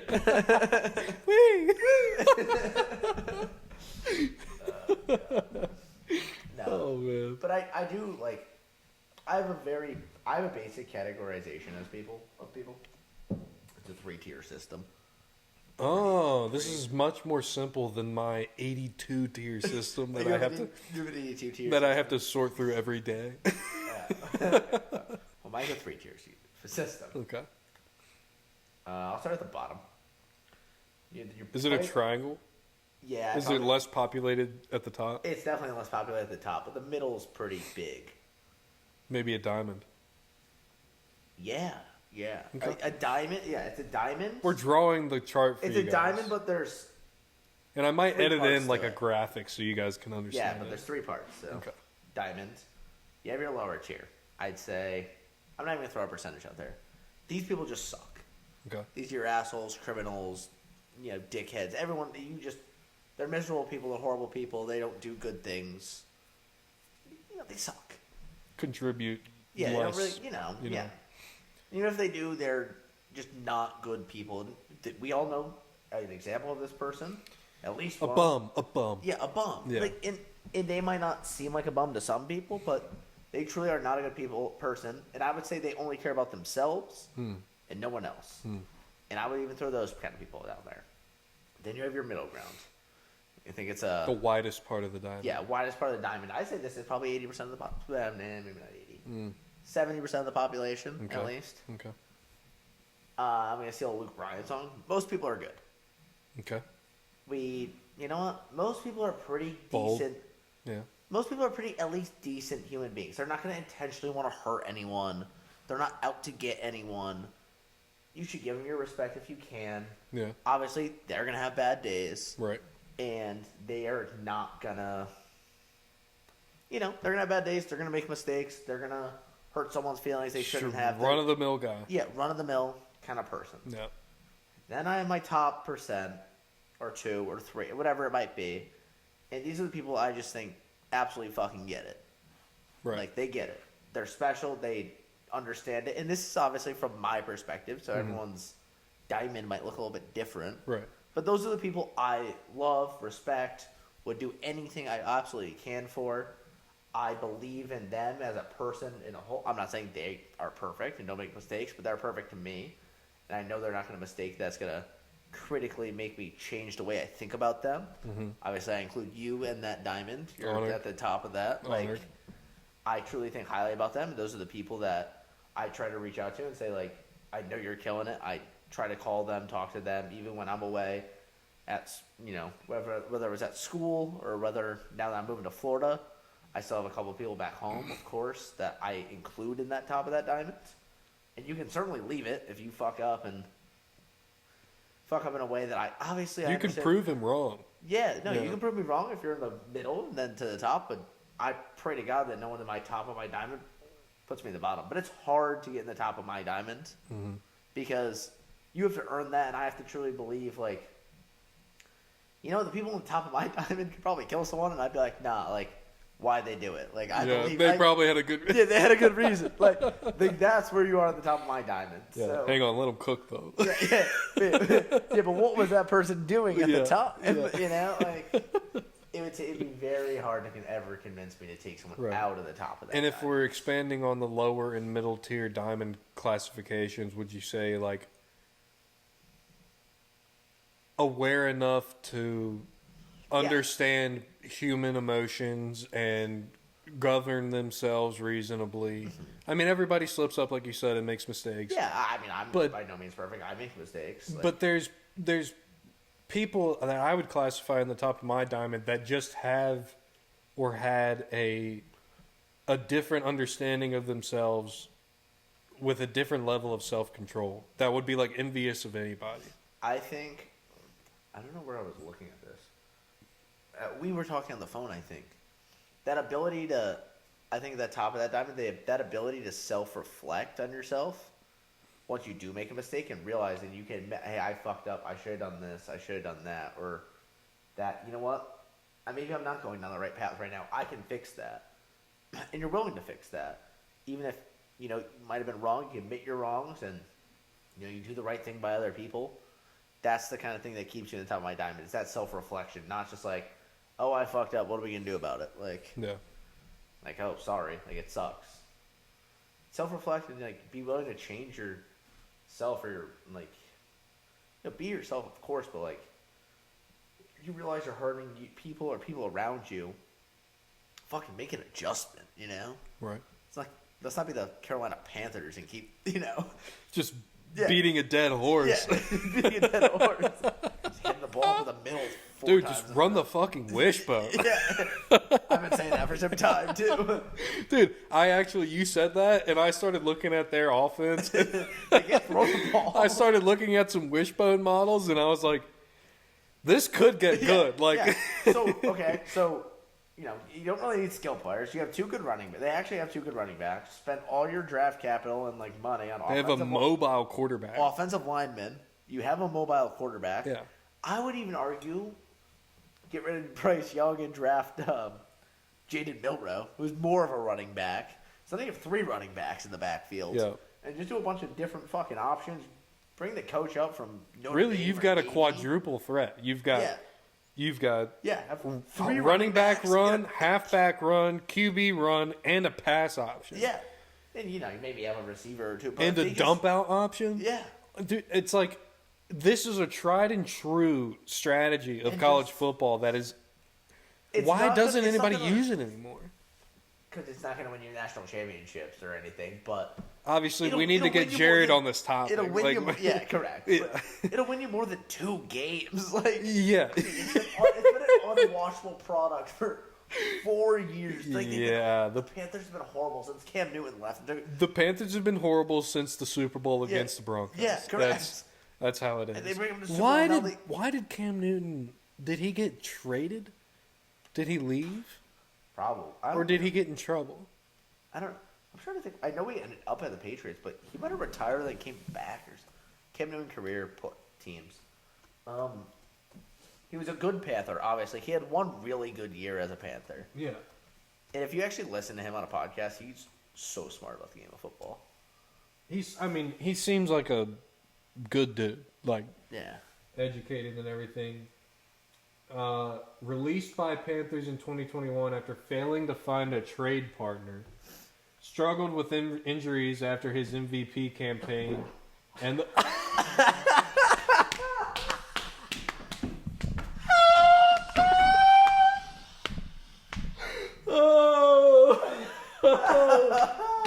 we'll keep that one for ourselves. Yeah. We don't have to bring that up. That's the best part of the video. I just snorted. You was wondering. That was a powerful sneeze, and I might have shit myself. I'm kidding. It just smells a little bit. Oh God, I don't. I've only heard that happen around you. There's one other time in the car when that's. He's definitely happened more than one other time. Oh my God, I did not expect that. I was willing to cover it up too. I know you were. That's why he's at the top of my diamond. Oh my God. Wow. If you guys are still around, Sheets you of just caught a McDonald's. freaking diamond, bro. Oh, diamond in the rough there. Holy fuck. The Panthers didn't seem interested in extending Newton's contract. Struggled with Injuries. injuries. Yeah, okay, that makes His sense. performance was underwhelming in 2021 with a mix of injuries and supporting cast. rarely completed downfield passes, and did most of his positive work as a runner. So basically, their team wasn't set up to handle a Lamar Jackson. Correct. Yeah, and they didn't play to their strengths at all. No. You know, Well, they just had no one anymore, basically. Is what it George. sounds like. Yeah, after that Owen guy, Owen. Luke Luke Owen. Olson, Luke Yeah. Olson, I think it's Greg Olson. Greg. I'm like pretty sure. Wow, it took a minute to get there, You know, but we got there. We did get there. Yeah, we worked our way there. See, that's just how great things- minds think alike, that's man. how things happen. Luke Owen, Greg Olson. You're right. After Luke Owen left, Cam Newton kind of just like, Yeah. Well, He the also Panthers- lost Steve Smith. Yeah. Steve Smith might have left before. the Panthers went downhill after they lost that guy. and now they're just Joke. bottom of the pyramid, basically. Yeah. No, Wishbone, Navy's coach. Yeah, Or Wishbone. Marines coach. Wishbone offense. How about the Broncos? And I know this isn't our sports I know. episode, I but know, but we we don't still get watch many it. chances. Yeah, we still like it. Yeah. But the Broncos, I think I said last year before the draft happened, it was like a while before the draft happened. I was like, the Broncos need to sell their entire offense to get Bo Nix in the draft. Well, they didn't even have to do that. Yeah. And they No, got they him. were good. He's got him. They just He's got actually- him. And he's fucking good, dude. Like, I it's think so Sean- exciting I that think he's Sean good. Payton's very helpful. along Sean with that. Payton is a good coach. Yeah, and that help, and that I think that's important. Yeah. Where like, He's a Hall of Fame coach. Yeah. I'll give him that. yeah, probably. I mean, the seasons he put in at the Saints. Did he win a and, Super Bowl? Yeah, he did win a he Super did. Bowl. Yeah. Yeah. That's from the outside kick. Yeah. And Yeah. and now hopefully fully reviving this Broncos squad. I mean, They're well on their way. for what was supposed to be a rebuilding year, they're already A like third rebuilding year. Yeah, but they didn't have a quarterback. Like, That's what I'm Who talking do we about. have? That's what I'm talking about. We're talking about like a third or fourth year not making the playoffs, and now we're solid in the playoffs. yeah. So They've already hit their over on wins for the year. Yeah. Like, they were the first team all year to reach it. right, Like, they were supposed to win 4.5 games or something. that's a raise for Sean Payton. Yeah, he's already getting paid. Yeah. He's fine. But Bo Nix, that's a lot of career. What do they call Bo that? Nix is playing well. And he doesn't. Job security. Yeah. He doesn't take a lot of risks, No. He's a very kind of get it where he needs to. and he can run the ball, man. Yeah. He's a good quarterback. He was always supposed to be good. I mean, he was good at Oregon. He was briefly good at Auburn. We're salty about this topic here. Yeah. Bo Nix was supposed to be the superstar at Auburn. Yeah. Home. No, he was coming home basically. Yeah. He was everyone's savior. Yeah. And that went out the window pretty quick. And Yeah, well, his coach was a retard, so. yeah, and he was chasing the money. I mean, he went to Oregon, got all his NIL deals, 'cause that got was his right when Celsius NIL was kinda coming sponsorship. around. Yeah. And then turned into the big thing, and Yeah, then can- they really didn't Can you perform. blame him? No, I can't blame them, but Fucking 20 years old and someone offers you, hey, here's $3 million, come play for our school. It's like, yeah, well, make a few TikToks with Celsius in it. yeah. Yeah, and some pretty Celsius model. Yeah, Like, yeah. yeah, twist my arm. Yeah. You know? Take me in the green room. Yeah. Make some more money. No, I mean, really, though, like, how do you... I couldn't say no. If someone offered me $3 million to go do something... It's crazy the degrees of separation you are, like walking around Auburn or Tennessee's campus, and you know that, within 50 yards of you is a millionaire younger than you driving a car that you'll never own.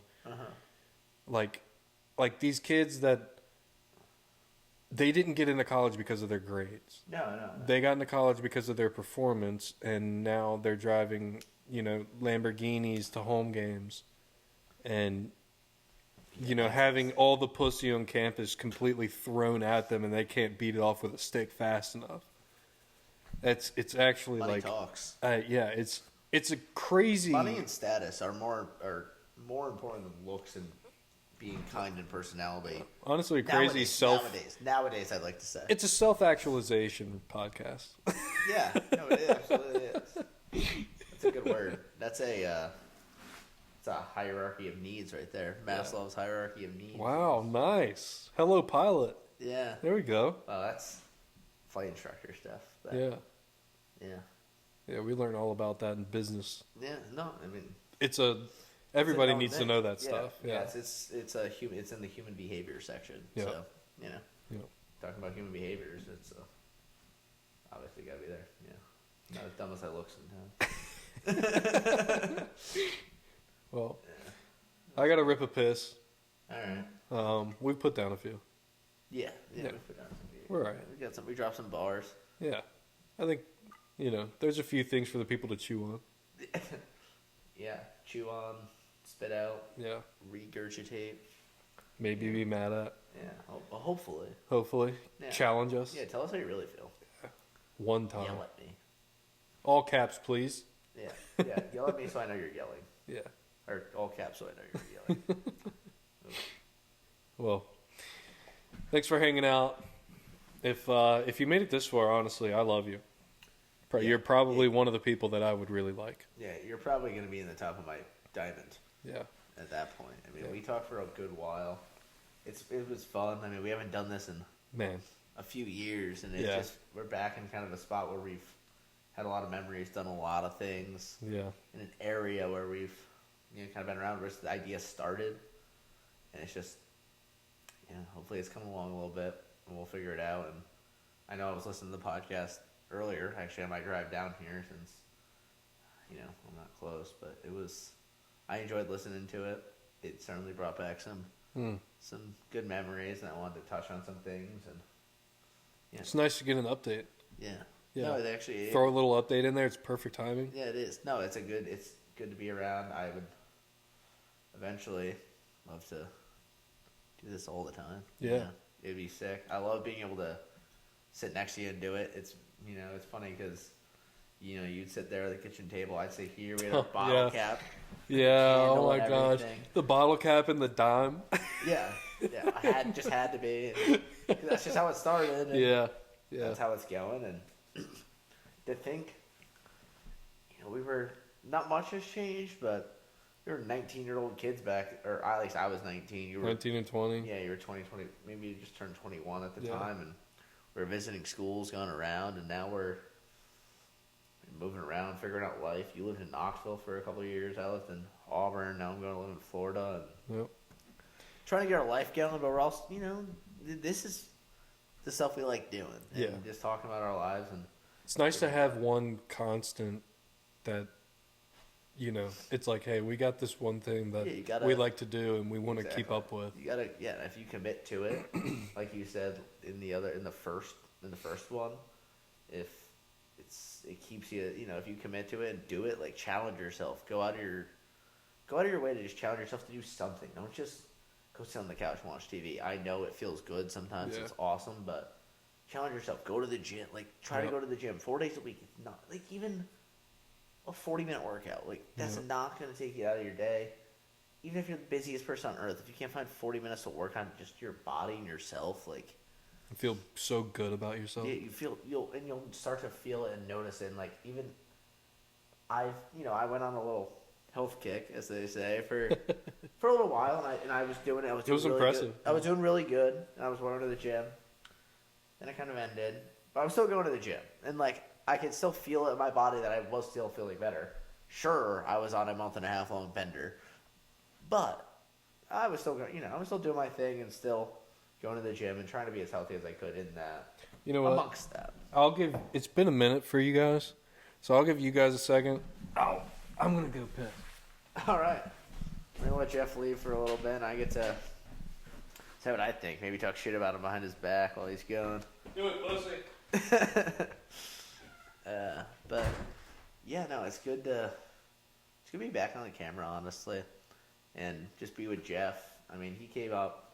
We went golfing this summer, but I hadn't seen him for probably a year before that. Obviously, I still text him, stay in touch every day. If we have any issues, we call, text each other. And it's just, we're trying to get through this battle of, life together. We figure out Kickback, do the best we can with this. And it sucks that I don't get to come down here and see him a little bit more often, but it's a 10-hour drive. It's kind of a tough place to fly into, for a weekend and spend $350, $400 to come see him. It's just kind of sit where in his home. So we try to plan a golf trip here and there once a year, and end game, hopefully we'll end up somewhere. We were talking about it today, just maybe, within the same general neighborhood area, but have some land, maybe some cattle, chickens. I know he was talking about that kind of thing. Grow your own food to some degree. I'm not saying we're going to be homesteaders, live off the land, but it's definitely someone I'd love to, be around. And we'll figure it out, and we'll get there eventually in our lives, maybe 3-4 years down the road. Hopefully we can keep doing this, and obviously we have a lot to learn and get through, but that's part of the challenge of doing these things. It's hard to get started on them, but we want to keep it up, and geography is certainly a big part of it, but we will figure it out. And he just ripped a nice piss, so I know he's feeling sharp. Yeah, we're ready to go. I was just talking. Rack up another 3 hours? Yeah, basically. I can do this shit all day. Yeah. I can. That's what I was kind of telling him, too. It's very easy for us to have conversations for a long time, and especially when we don't see each other. We obviously talk all the time, but just shooting the shit, though. Yeah, when you were walking in, I was saying how I'd like to, eventually we'll end up kind of hopefully moving near each other, and I was talking about having the cows and the chickens and stuff, and well, yeah, I know you're all over that shit. Yeah, I listened to you talk about it for a half hour, but right. The cattle thing is definitely cool to me. Like, yeah, you're big on he's on the beef kick with me. Yeah. Obviously, there's a big movement towards this completely organic, like self-raised stuff, and you guys heard me talk about it already. I love hearing, and that's the one thing I love. I don't know. I'm not logical in the human body, human biology, how any of that works, but I can make a very simple observation that I don't want a bunch of foreign toxins that aren't natural going into my body. Yeah. If I can limit as many of those as I can. Because I already put enough in there with like alcohol and beer. Yeah, exactly. But you know what? The Vikings used to drink beer and stuff because water wasn't pure enough. Like, yeah. I mean, they were big. I don't know what they put in. They were big and strong. I don't think it's actually as bad for you. I mean, it's obviously horrible for you. You're poisoning your body, but it's not like it's obviously man-made, but it's fair. It's more natural. Like, it's a natural, obviously not a natural process, but I don't know. Hops, wheat, barley, water, rice, whatever the fuck it is. I mean, ideally, but I'm sure it's all factory. Some people bring in the idea of the chemicals used to make the hops and the barley and the grain and stuff like that, like the pesticides used and stuff like that. So, how organic can you make that process? I'm not sure. I'm sure. I'm not saying beer is fucking organic. It's not good. No, and I try to, you try to cut it. Well, Michelob made an effort. Michelob Gold. Is that what that was? Ultra Gold. Yeah, they made an effort towards like completely organic hops and barley and stuff, but of course it costs a little bit more. Yeah, of course, and people don't want to buy it. It's pretty good. I mean, it's good beer. I'm sure it is. It's good. But if you're drinking anyway, it's kind of like, well. Yeah, it's like, am I going to spend $30 on a case of beer or, $17, $50. Yeah, $17, $18. I don't know. Each their own, really. I mean, the beer thing is out of our reach because everybody's going to drink beer, but as far as food goes, it's the chemicals being used in the food to make it what it is and hold its structure. The dyes and the chemicals and preservatives. Which make the food basically non-perishable. I mean, it's stuff that's not legal in other countries. Yeah, that's a huge point. And you know what? I love America and everything, but We're not the healthiest country in the world. That's for damn sure. We're not the smartest country in the We world. haven't been off on the greatest streak. No. And dude, that's the craziest thing is so many people, like the older generation thinks that we are, these kids don't know shit and, all you kids are lazy as shit and everything. And I think there's a separation between our age group and the people below us. Mm-hmm. But the idea of how perfect America is and how, we should be so patriotic and we should stand up for all the great things that we do all the time and all the protecting other people we do. But in reality, like the protecting other people we do is for our benefit. And the great things we do is giving other people money and sacrificing our troops. Because we want them to follow us and trust us. And so that our elected officials can make more money. Yeah, well, we know the government's corrupt. And everybody in the 1900s was tricked into a belief that your elected officials making the most money possible was at the benefit of everybody and like a reason to be patriotic. Like it was a complete pulling the wool over somebody's eyes. Like, we're doing all this in the background. Yeah, I mean, you would never. But these are the bad guys. Out to get no, you would never, and that's where you can give our parents and the people older than them like the benefit of the doubt, like because they also didn't have the access, and the internet that we have, and we could see everything that happens. We're live feed, like this is happening right now. This is developing. This is the information. A few days later, and they're getting it from one source. Like there's not 3,000 places to find information. It's such a crucial time in American history where the most people ever have distrust for their government. Yeah. And which of course is not a great feeling. No, it's not a good thing. Nobody should distrust their government, but a government should never be the size that it is. Yeah. Our government should not be as big as it is and produce as much waste and consume as much money as it does. Yeah. So we should never be in this position at all. Stuff. And if it was a lot smaller and it was the way it used to be before the 1900s, before 1850, we would be in a better place. Yeah, because the public, because life, a lot has changed since 1850.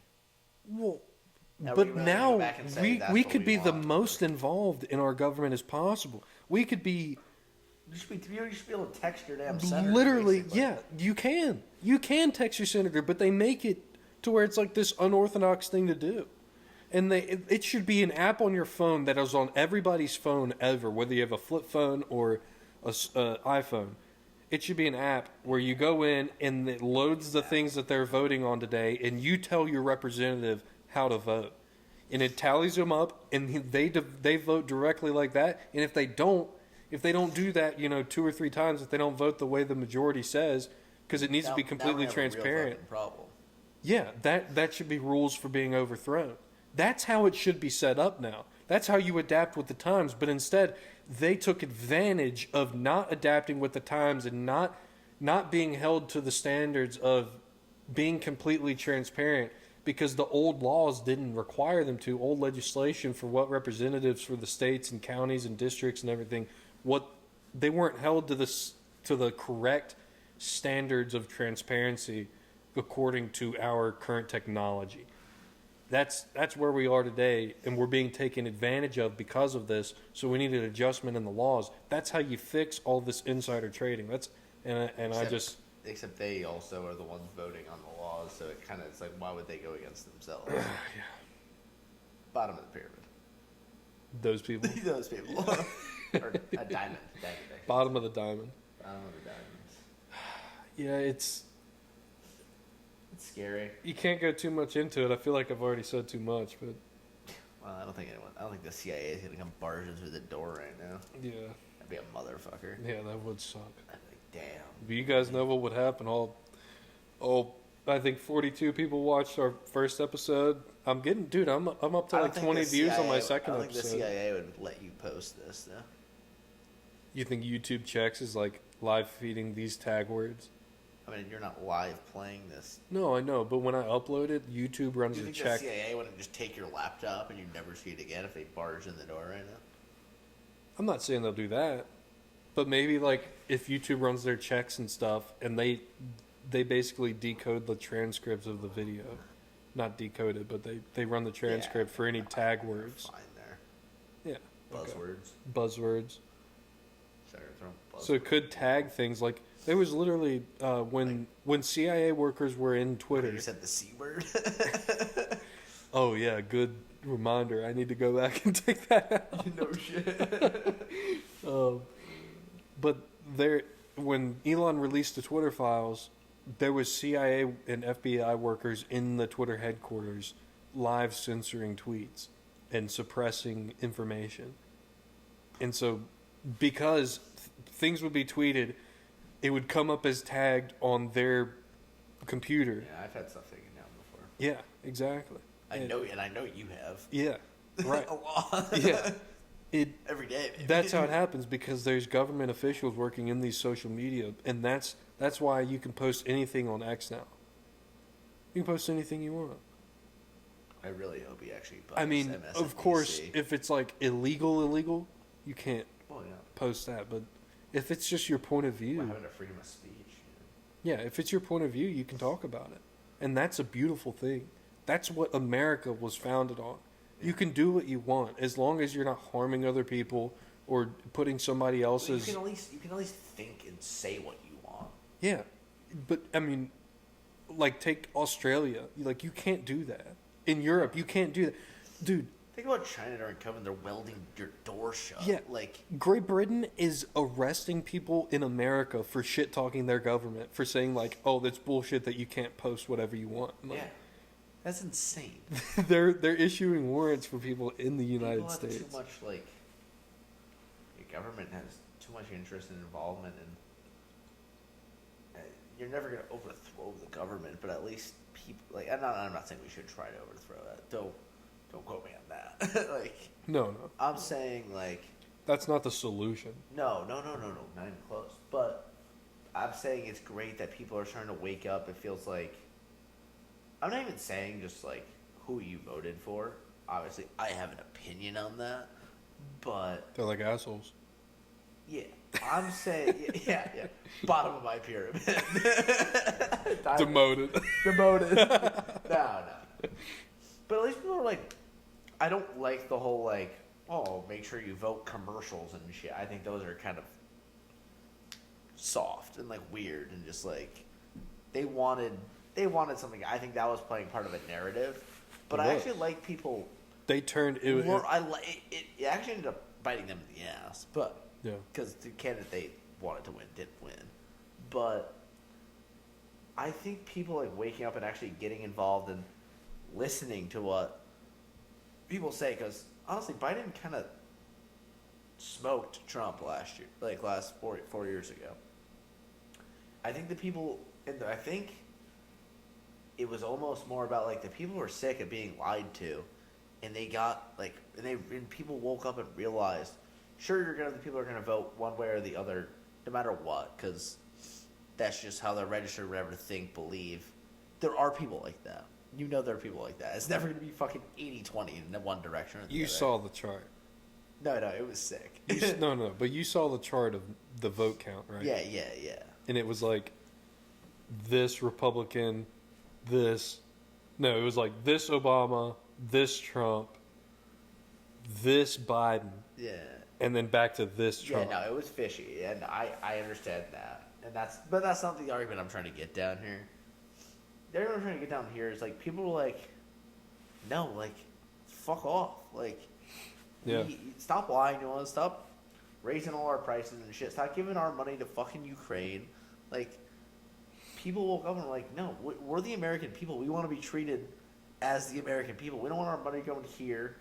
We can't afford our groceries. We can't afford this. We can't afford that. We've got veterans living on the streets. Yeah. We've got an insane homeless problem. But we're going to give illegal immigrants hotels and $1,000. That's something that nothing is being IDs done about. That the illegal immigrant thing is something is not being done anything about. Yeah. And It's so fucking disgusting. But even people who, so you look at, like, things I notice is, like, these states, the biggest thing for me, so I guess I'm not talking about swing states and stuff like that, because, again, they're swing states. And A lot of freaky people. There was some, everyone talks about voter fraud, this, that, whatever. I'm not going to go into it. It's over, past, whatever.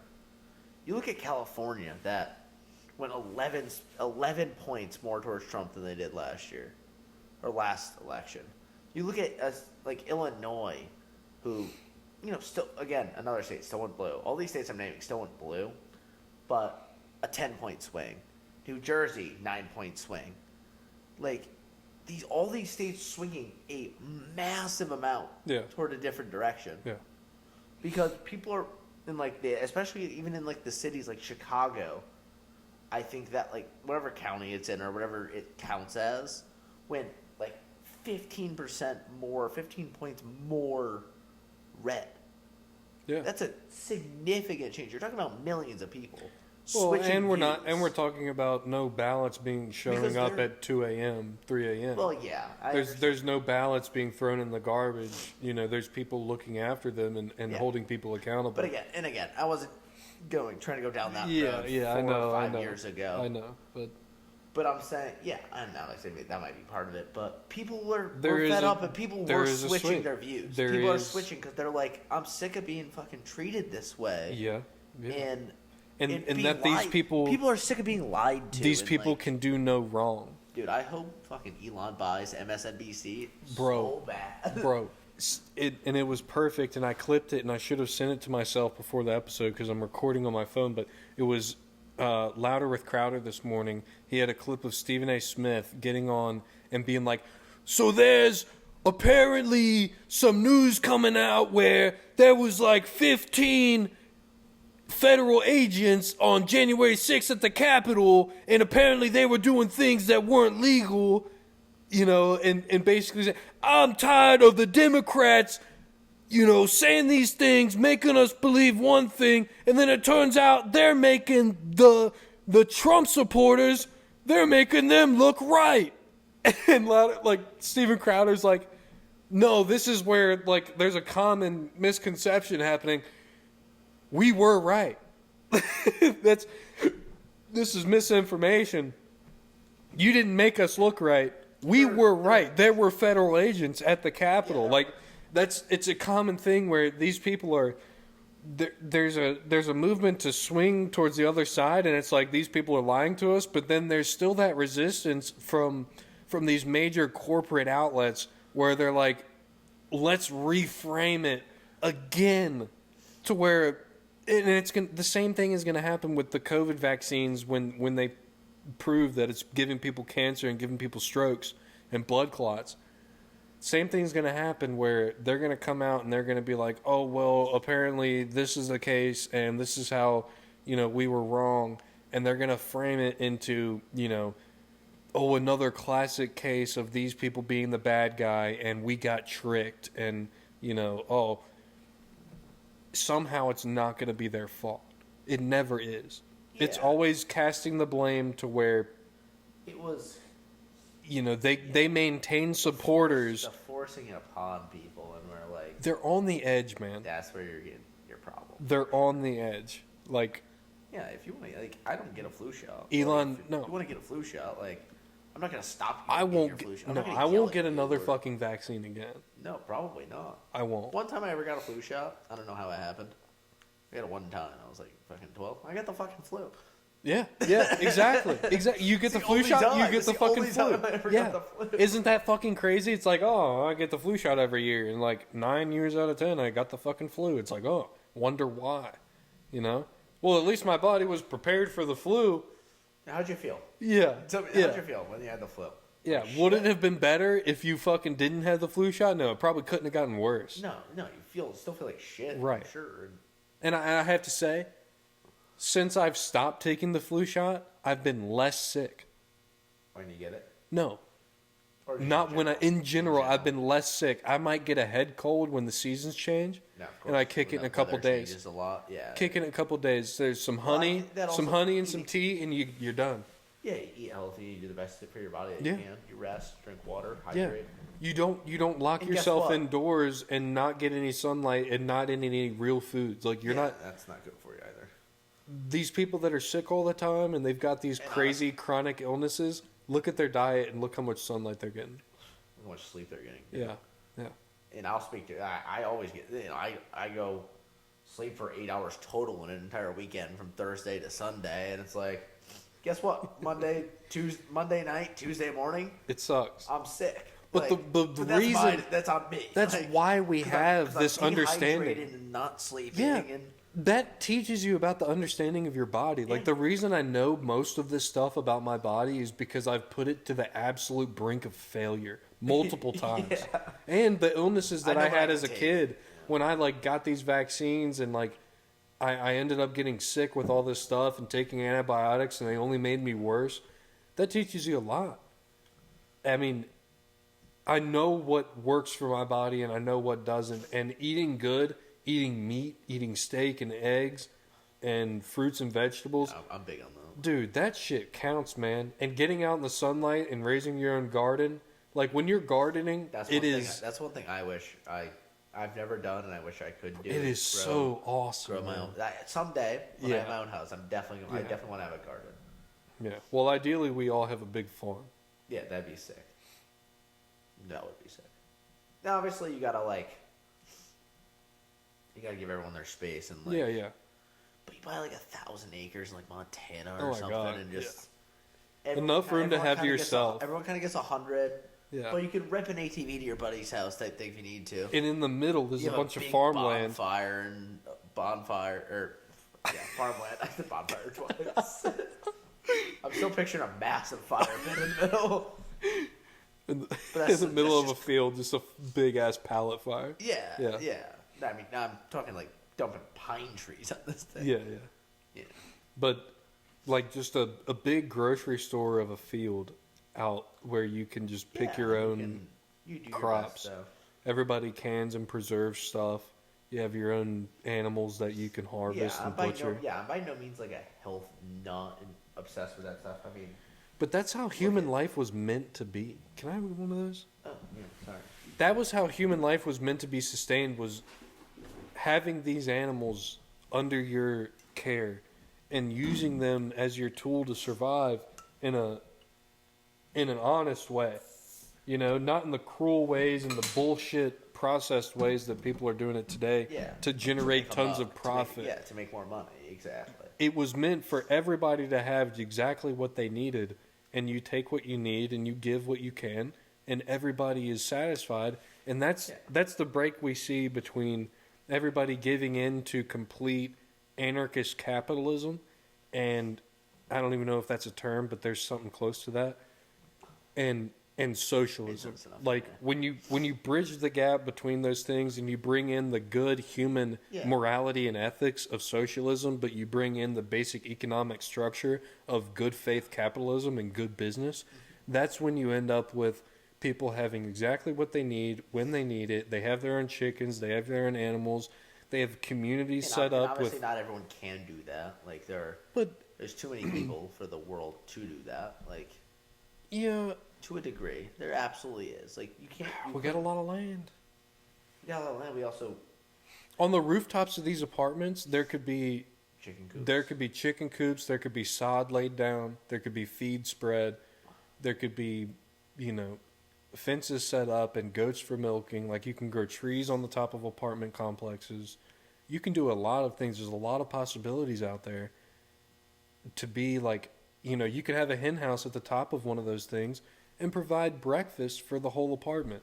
And then they cut down on the breakfast being bought from the grocery stores. They cut down on the size of the stores, the size of the trucking companies that get there, the size of the poultry farms that produce a lot of the cruelty that people have a problem with. Yeah, We're cruelty looking. and the- That's a conversation I had with one of our fraternity brothers back in the day. You're looking at the problem and trying to address the problem directly when you're not looking at the source of it.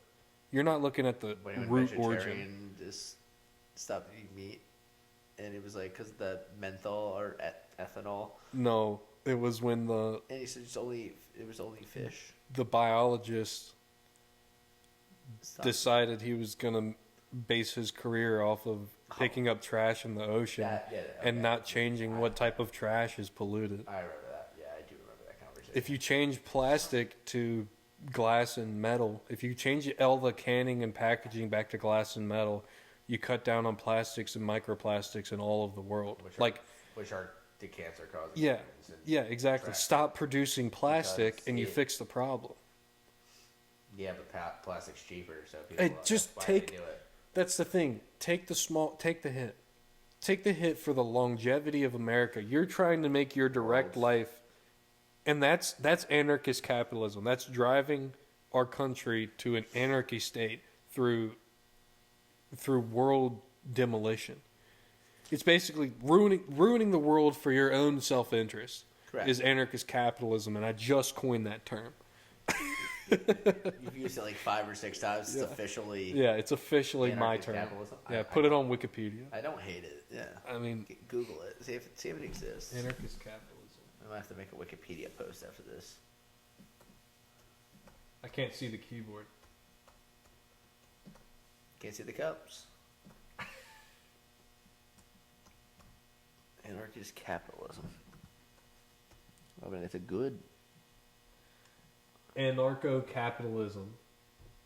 Wow. Oh, there you go.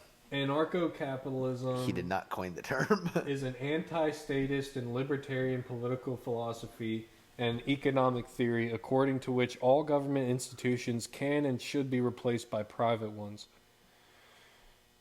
Yeah.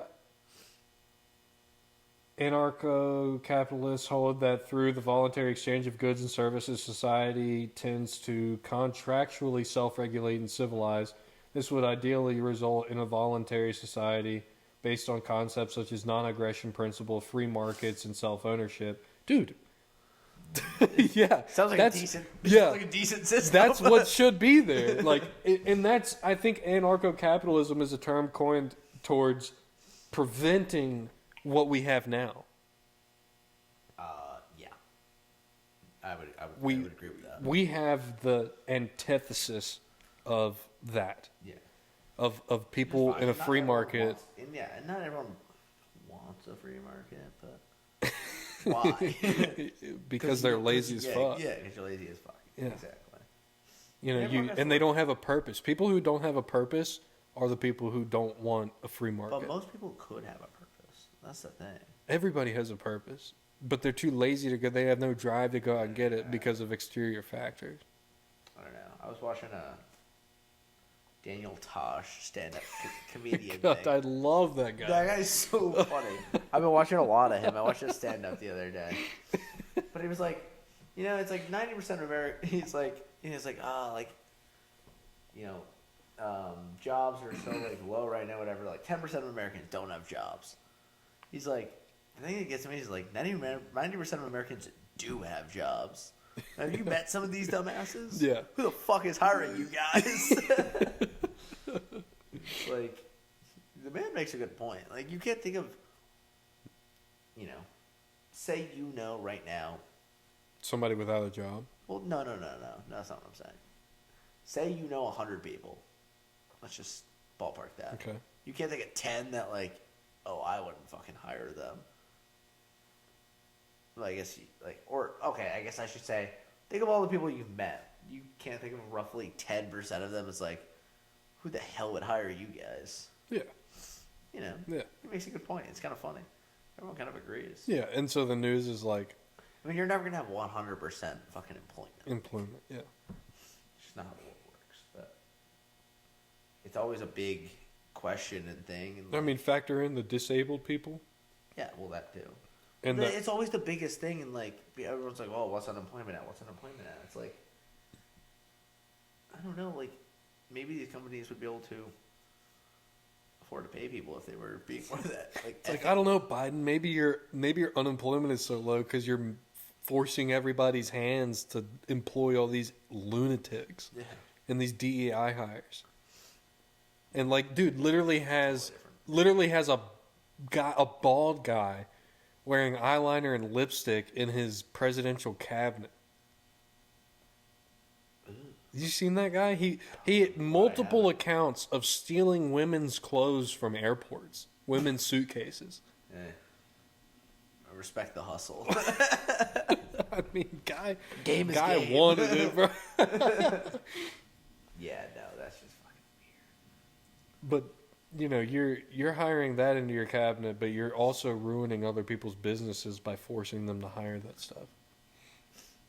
Well, And like, there's already major Well, I can companies say, that are like, doing away with DEI hires. Yeah, there is. Like, so the airlines Yeah. are one of those. Like, I remember a couple of years ago, it was like Delta Airlines or something. Their main thing was like, our main focus in hiring is Diversity. diversity. Thank you. I was spacing on the word. It's okay. I do like it too much. Yeah. So our main focus is diversity.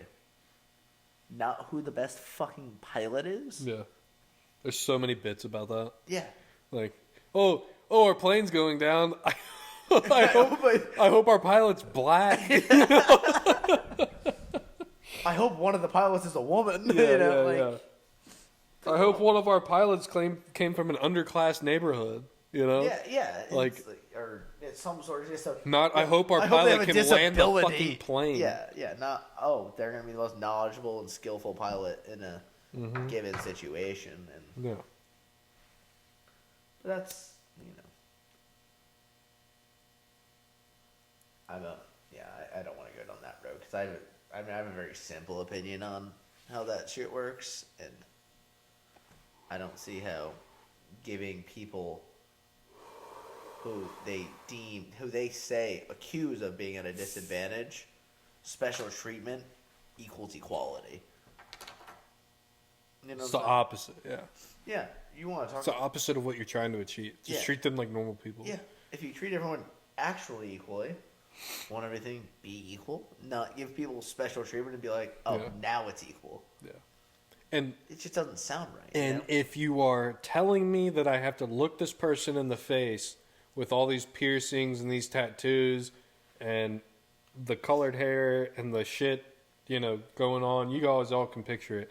If you're telling me that I have to look them in the eye the same way I would look Max in the eye if he walked in off the street and I was supposed to hire him, that is the opposite of equality. You are advocating for them in different ways than you would advocate for anybody else. People are advocating for transgenders more than they are advocating for black people to be hired. This is inequality. You are at a third level of inequality according to the original inequality fighters. Correct. It's a wide web that they're getting tangled up in. Yeah, and they're just wanting to say in the power and the. But it's breaking right underneath them. Yeah, no, people are kind of starting to wake up to that as well, and I, for once, I kind of almost feel like I have hope. To some degree, that people are kind of waking up. Well, obviously, you will never get a system where even 70%, 80% of the people are on board with logical thinking. Yeah, logical thinking, because people are brainwashed, and social media and podcasts and all that do brainwash people. I mean, it's literally designed to brainwash you. Yep.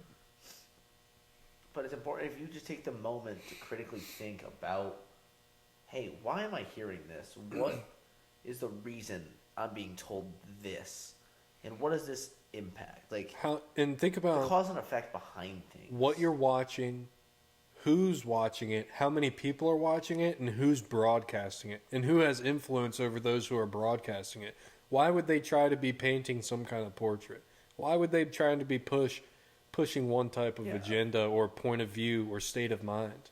That's part of being human, is being able to question. Yeah, critical thinking is a beautiful thing. It's part of free will. It's the one thing I think, what's the thing they used to make us do in school? Reading, reader's analysis. Yeah. And I'm pretty sure they've also kind of done away with that to some degree. Because it develops critical thinking for a while. You didn't see whatever that? happened to it. Yeah.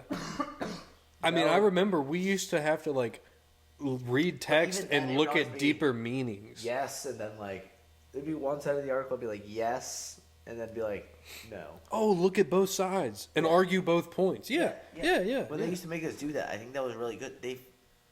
From what I've seen, they don't really force that on anyone anymore. It used to No, be because part of our there's schooling. one viewpoint. Yeah. And it's theirs. Yeah.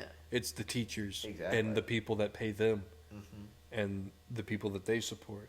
I mean, I've only met probably one openly conservative teacher. And I'm not, I don't normally try to pick sides between conservative and Democrat. I think people just fuck you. I think people just have points of views, and there's some points of views that I have that are on the Democrat side. Yeah, I'm not. Obviously, we both lean conservative in a lot of ways, but I definitely have Democratic views on certain issues. Like, Yeah. I'm by no means fully. I'm against the polarization of it. Yeah, correct. Yeah, very much so. And I think a lot of most young Americans people, are. I think the next generation of Americans are going to completely disrupt the I hope so. polarized bi-party system. I hope so. And I hope someday, like, because I think basically 75% of America would probably could meet in the middle and be like, okay, we kind of can agree on these things. There are obviously far right people, obviously far left people. It's like, I mean, that's a little extreme. And obviously, we are more likely to side with the far right people on issues like that. But wait a second. Wait. We're not likely to side with far right or far left anything. I would say that. Yeah. But if we share points of view with Democrats and Republicans, because there's a lot of things that I think Democrats make sense on economically and socially, and then there's a lot of things I think conservatives and I would say mainly libertarian and conservatives hold up the most of my views. Small government, least interference with your life possible. Simple. Let everybody do whatever they want to do. Don't interfere in the media or shove things down your throat or manipulate your populace or anything like that. Is that too fucking hard to ask for? I don't fucking think so. But as far as agreeing with, like, I think that was a misstatement. When I think it was far right or left is extremist type of thing where people get mad at everything. Because they want to single it on one negative thing, and I don't think that's what you meant. No, that's not what I meant at all. Yeah. So thank you for clarifying. My mind just went straight to something where somebody was going to be like, "Oh my fucking god!" Yeah. And I was like, "I don't think." No, that's not what I mean at all. Right. Because I don't. Yeah, I think we share and I think that's why we have this podcast. I think it's very relatable because people can be like, "Oh, yeah, no, I think that way. That makes sense." Like. Yeah, I think that's what I was saying. I think 75% of Americans could if they were to sit in a room and be like, no, that makes some sense. You might have some slight. You give somebody the time of day, and you analyze and walk through their chain of logic to how they got to a certain point of view or perspective, and normally you can be like, yeah, I can see how you got there. Yeah, no, I get it. Whether you back them up on that or not is far less important as to, I can see how you got to that conclusion. Exactly. It's better than people that are... That's one thing. It's the blind, no, you're fucking wrong, you're a fucking idiot, all that shit. Yeah. That's And that's the fucking craziest fucking part, is that the people that are so off the deep end and who, I saw in the mall yesterday when I was shopping for Christmas gifts, somebody sitting on the bench wearing a mask. Yeah. In 2024. And I'm like, maybe they had a fucking airborne illness in 2024 and they're still wearing a mask. But still, you get what I'm saying. People who are so far off the deep end where it's like, I can't even put myself in your shoes enough to understand, how you could be so brainwashed by such a blatant system that's meant to manipulate you in your every move and all of your beliefs. And you can't look past it as a human, as a self-righteous American human, and say, no, you're trying to pull the wool over my eyes. What the fuck? Who the fuck do you think you are trying to say that I'm this stupid to listen to the shit that you're saying. Where is the common sense to say, hey, motherfucker, you're not tricking me. I'm not following along with your bullshit narrative. Like Stephen Colbert getting on stage and dancing with all those needles in the COVID vaccine thing in his episode. He's like, you gotta get vax, get the shot, whatever, dancing around. They had to have cut off his fucking balls. He has to have negative testosterone running through his body. And I'm not saying girls, give into all that stuff. I'm just, bullshitting around. But this guy has no fucking spine. There's no girl sticking around this long anyway. Yeah, right. This guy has so little of a fucking spine that he will completely sell everything what is rightfully logical to him to get paid to convince people to put poison in their bodies. Yeah.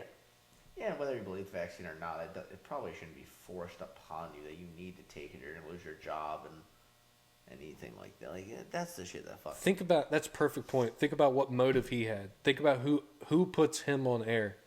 What motives they had to put that performance on.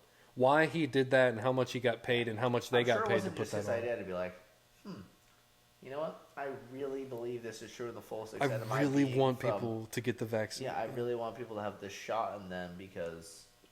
And even if he does think that, it's probably because it was shoved down his throat by his company and big pharma and everything, whatever it might be, like... Well, then you see, like, Pfizer sponsoring all those talk shows. Yeah. And it's like, no shit. Oh, yeah. Pfizer sponsoring the NFL. Yeah. After DeMar Hamlin. After he fucking... out. Guys are like, fuck. All right, here's $50 million. We're gonna keep pushing this shit anyway. Yeah, hey, Pfizer, sign up for some ad spots. Stat. Yeah. That's what they said, bro. Yeah, no, probably. Dude, the amount of shady business that goes down, especially in these big... It's your league? You're talking about, Dude, it's his league. Billions of fucking dollars. Like, yeah. Would you not do shady shit for $1 billion? Because, you know what? I probably would. I can admit that. It's hard. That's I what... mean, it depends what we're talking. I'm not... Matt and Shane's Secret Podcast, I was driving over the mountain last week, and they were sitting on there and talking about the Diddy stuff and the island and everything, and Shane was like, they got the perfect system. Who wouldn't? Like, you're rich, you've gotten all the pussy you've ever wanted, they invite you to this island, all these people are rich and famous, they have stuff to lose, they convince you like nobody's going to find out, they've got the perfect trap. Yeah. It's in people. It's mid-tier people that get trapped in that. Yeah, correct. That people who make mistakes. But it's mid-tier people who are on that level who can get controlled by that much money. Yeah. And that's how they get there, because they can be controlled. I mean, we all have our price, but there's also certain things that there's no price that would change that. I mean, Yep. The only thing that's going to stop you from not folding for money is like, it's probably not respect. It's because at some point it's kind of like, well, would you not fondle a guy's balls to be a member at Augusta National? It's like, no, I probably would. I would not respect myself very much, but that's pretty fucking cool. Membership at Augusta National doesn't come around every day. Yeah, no, exactly. You kind of do whatever you have to do. But the one thing that I guess might stop you from doing anything, and should stop you, is probably love. That's so funny. If I become a member at Augusta National one day, that I've done some fucked up shit. Somebody's gonna pull this up and be like, "What the fuck did this guy do? What's it take?" Yeah.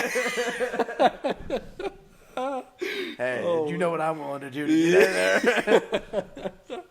there? Yeah. Get me in there. Hey, Commissioner. Yeah. Yeah. Where's the locker room? Show me Bubba's green jacket. Yeah.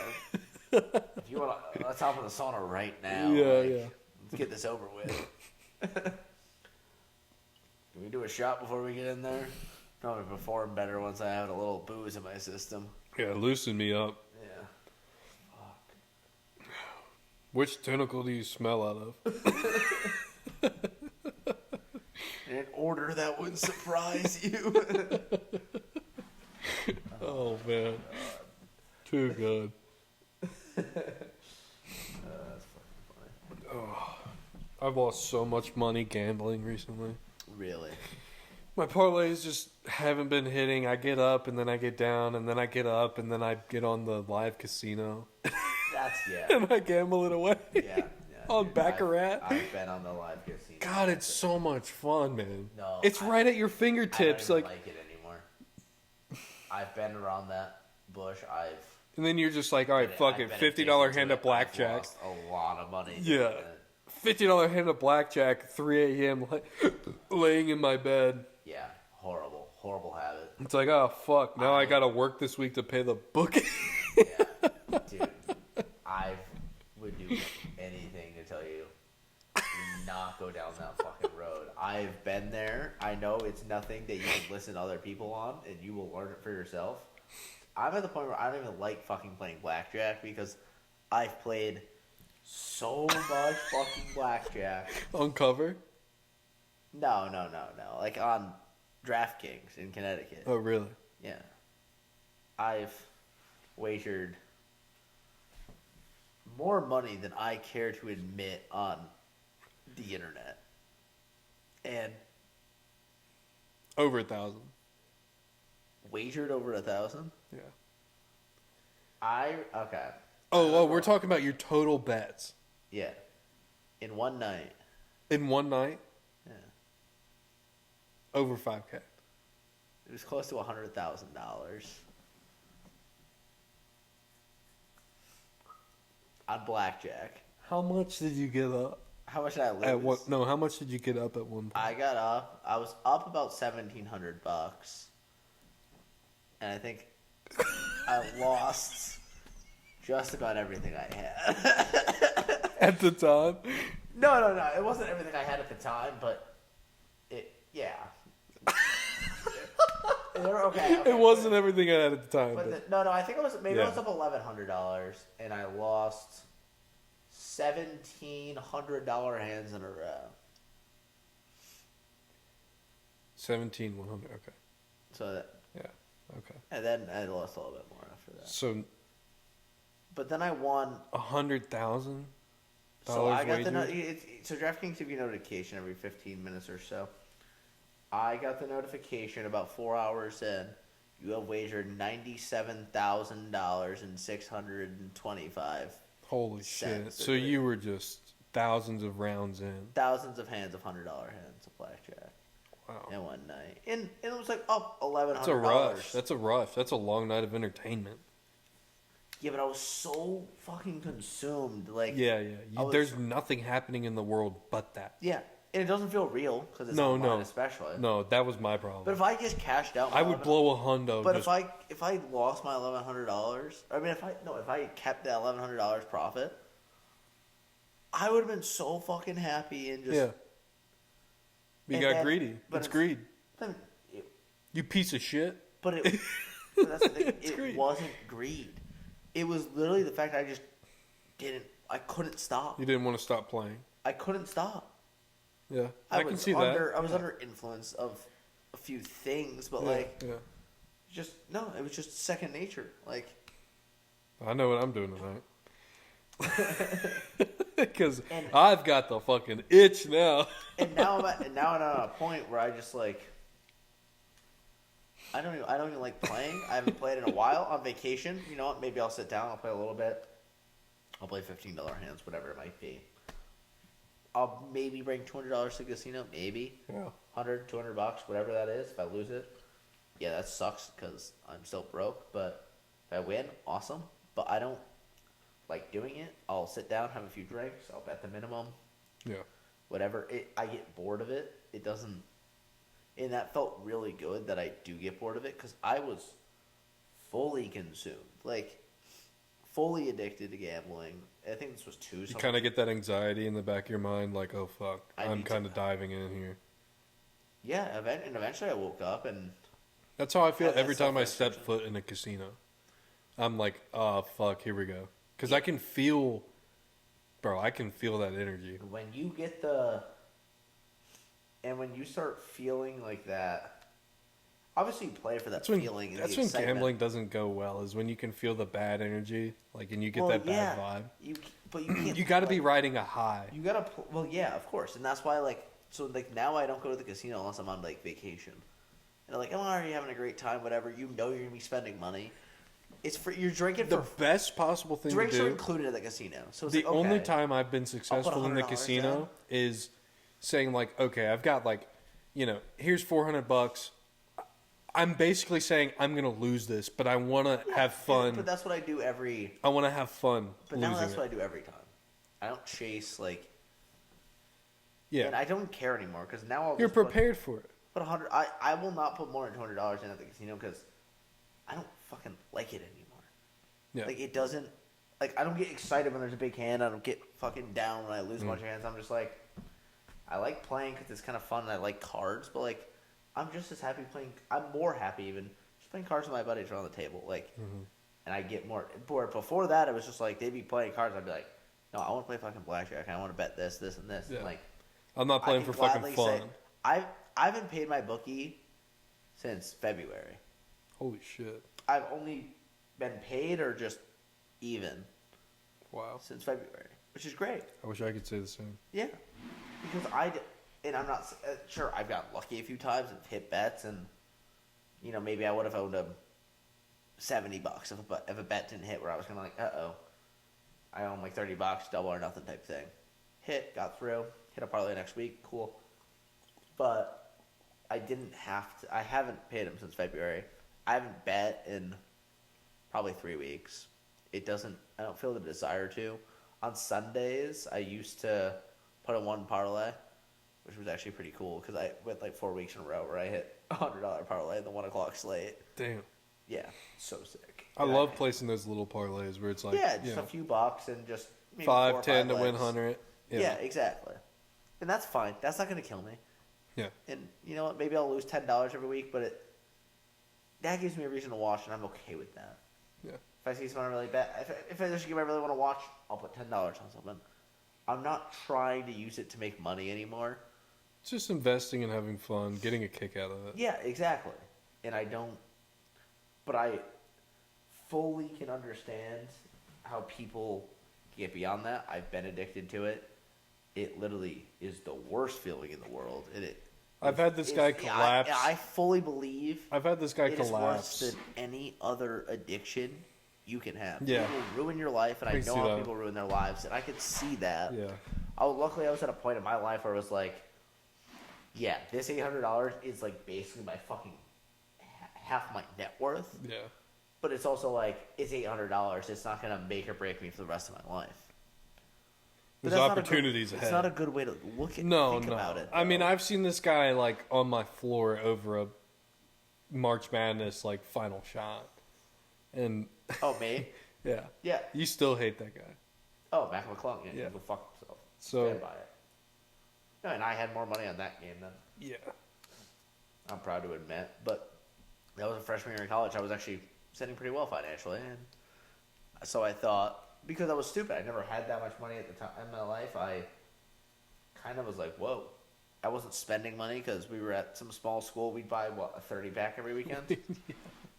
$20 a week. That's my expense. $20 a week. I'm on a meal plan. I'm on fucking... we had meal plans and we had 2 cases of beer to buy per week, 1 Michelob and 1 Bud Light, and that set and us Sushi Sunday.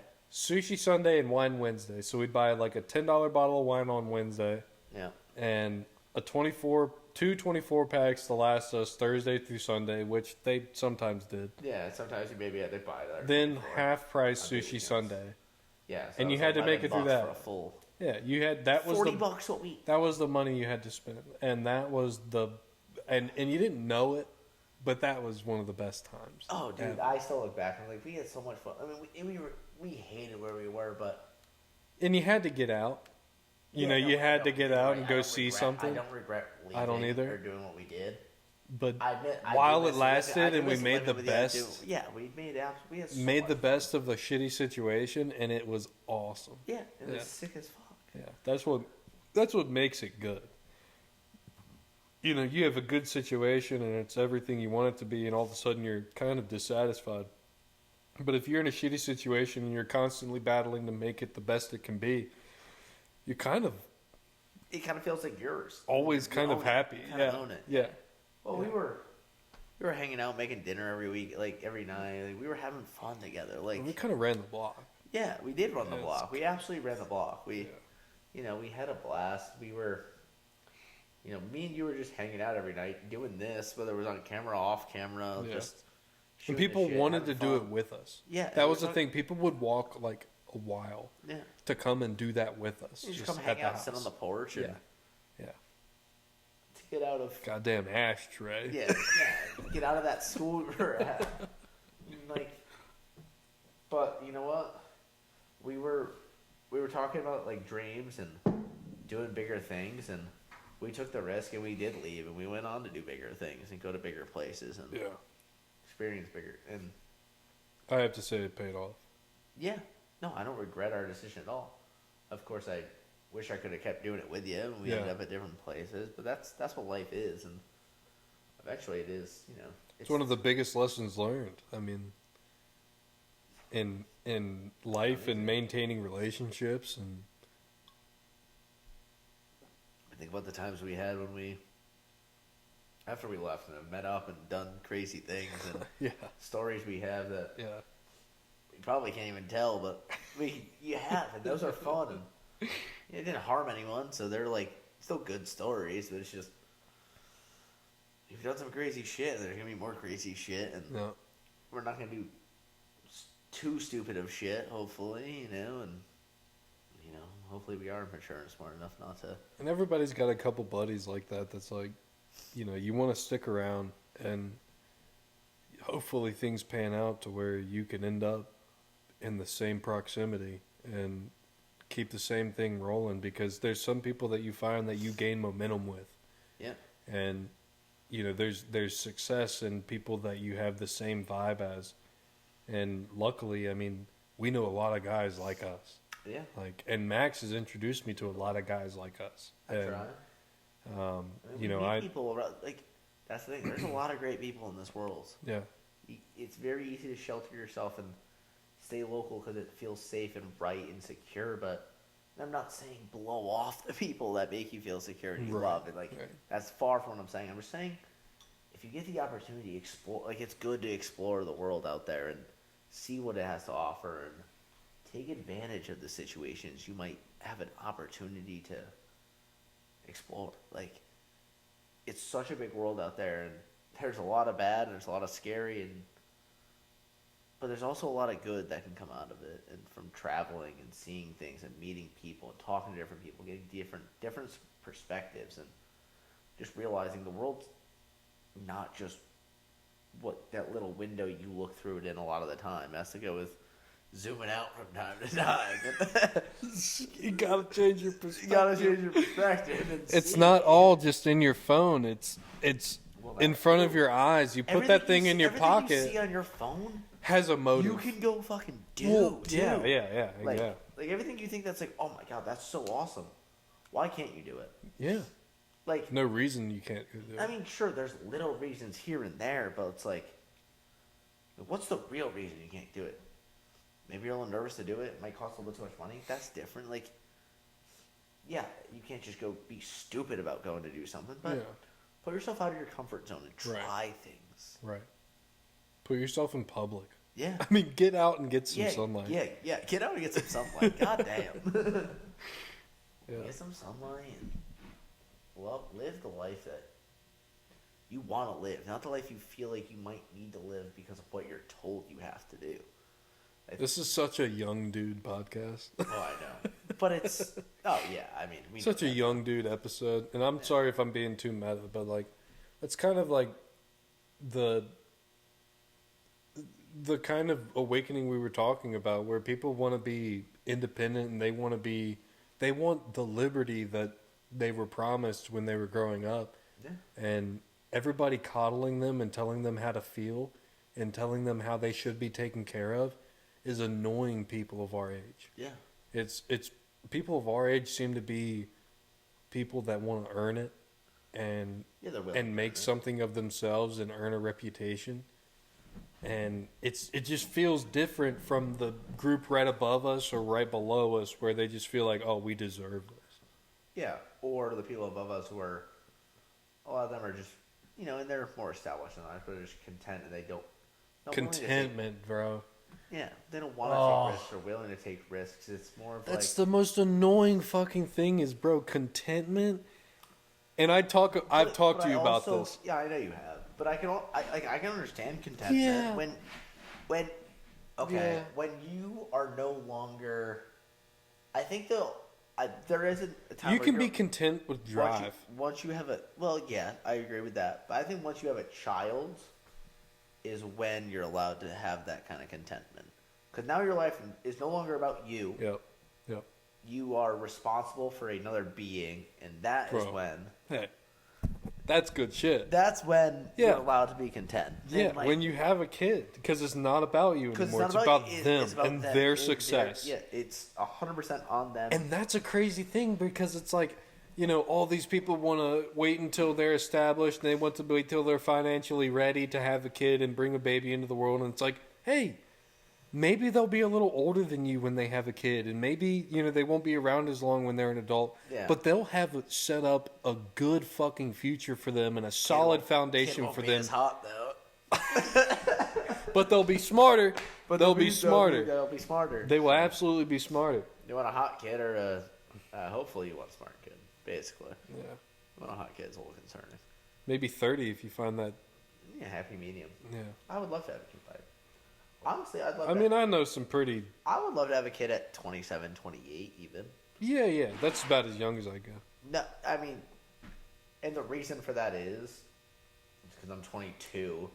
That would assume I'm meeting some amazing woman that I want to spend the rest of my life with in the next 6 months. Couple years, yeah. Yeah, no, I would need to meet her in the next 6 months to a year because. I wouldn't want to have a kid with a woman I haven't known or been married to for at least a couple of years. I don't want to have a shotgun wedding with her. You don't want to get married and then immediately have a kid. You want to enjoy the wedding and enjoy marriage. Yeah. I don't want to get pregnant on my honeymoon or whatever it is. That's a big thing. I truly want to enjoy my engagement, my marriage, and everything like that. Then when I'm sound, steady, where house is paid off, cars or not, house won't be paid off, but. You have a consistent, you've got the house figured out, your cars are paid off, whatever. It's okay, now we can have a kid that's going to completely change everything. Mm-hmm. You need to be established, know you love that person for the rest of your life through good and bad. Because that kid will test you in every single way that you could never even imagine. And I know that. This is the MILF talking. This is some 40-year-olds talking through Max right now. Yeah. You get it on. Stop me when I'm lying. Yeah, I listen. I listen. You know what? Hey, all these people think he's drunk at the bar all the time, but this guy's in taking information. Dude, I listen more than people ever think I ever am. Sure, there are times when my feet are up on the dashboard and I'm on my phone, but I don't listen to a word Jeff is saying. And I just say, and I'm just driving and rambling. Yeah.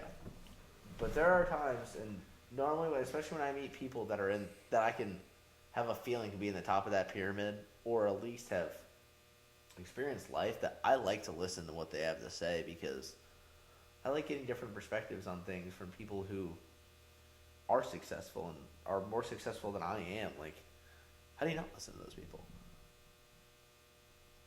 That doesn't mean I don't fucking question them, though, because some of them times they say shit, I'm like, no, I actually disagree with that, and I don't tell them that. I'm just like, all right, good idea. Sometimes you gotta let people cook. Yeah, sometimes you gotta let people go and run. You'll find diamonds in there, and some stuff you'll find stuff to throw away. Exactly.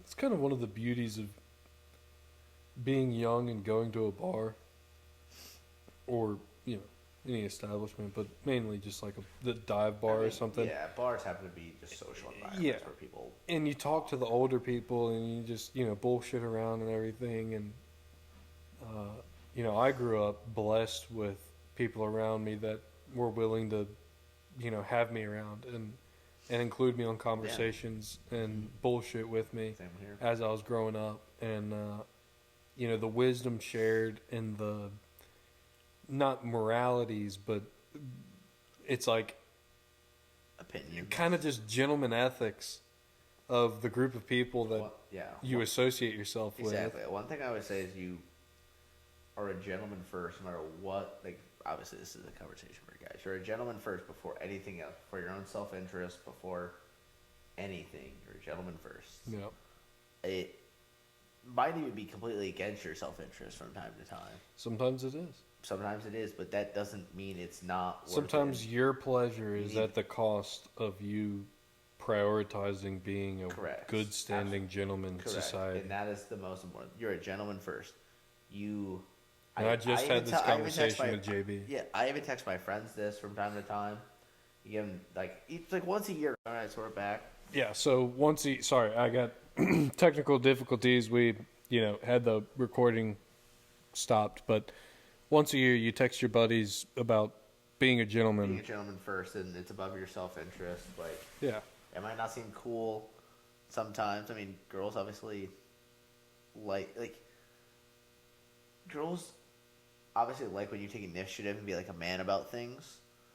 But especially in like the bar scene or whatever, you are a gentleman first. You get your consent for starters. That's a big thing that I tell them.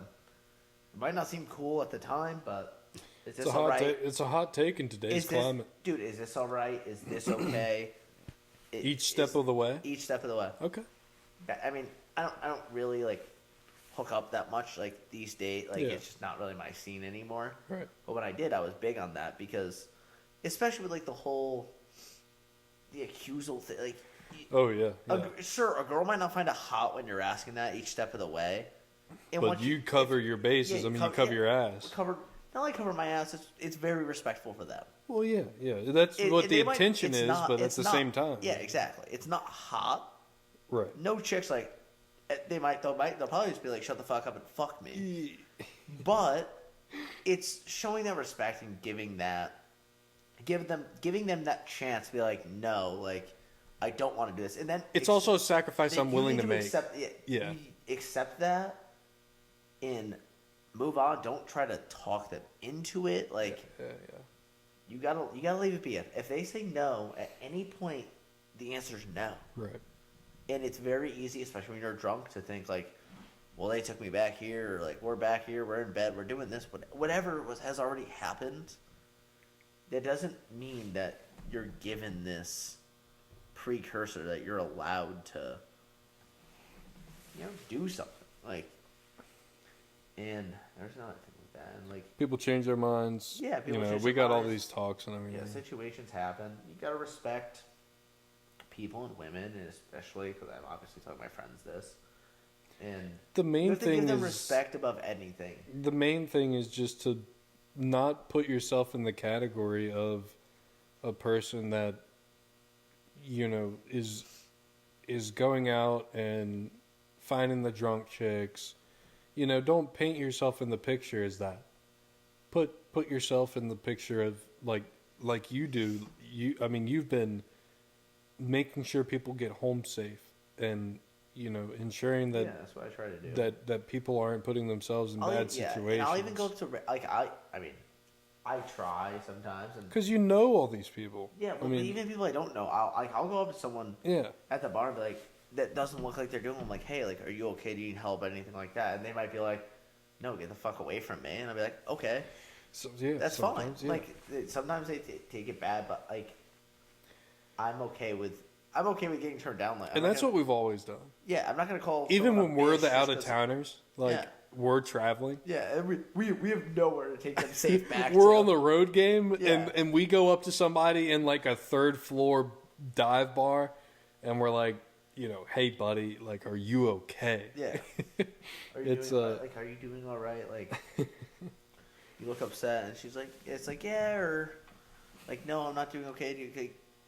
Can we help? We try to make people feel comfortable and help them find their friends, whatever it might be.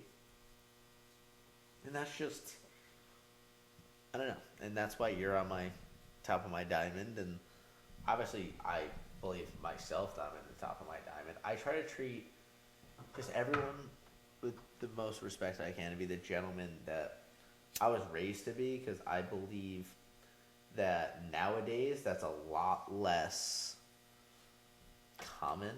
Like, guys think they have this, I don't know what the word would be. They just think they're above people to the point where they're just like, some chicks like doesn't want to talk to them. They're like, oh, fuck you, like, you fucking prude. It's like, dude, don't swear at a woman. Don't fucking call her a bitch. Like, or even if a girl is just like, oh, you buy a girl a drink or whatever. She could have a boyfriend. Yeah. She could have a husband. You don't know. Well, Like, not even that. It's just like, she doesn't want to talk to you. She has no obligation to talk. Yeah. Your intentions, first off, are not great. yeah. Even if they are great, it's just like, Chances are they're not. no, chances are they're not great. She if they're has trying the to- right to have that predisposition against you. Yeah. Where she can assume that your intentions are not great. Correct. And I'd prefer that she does.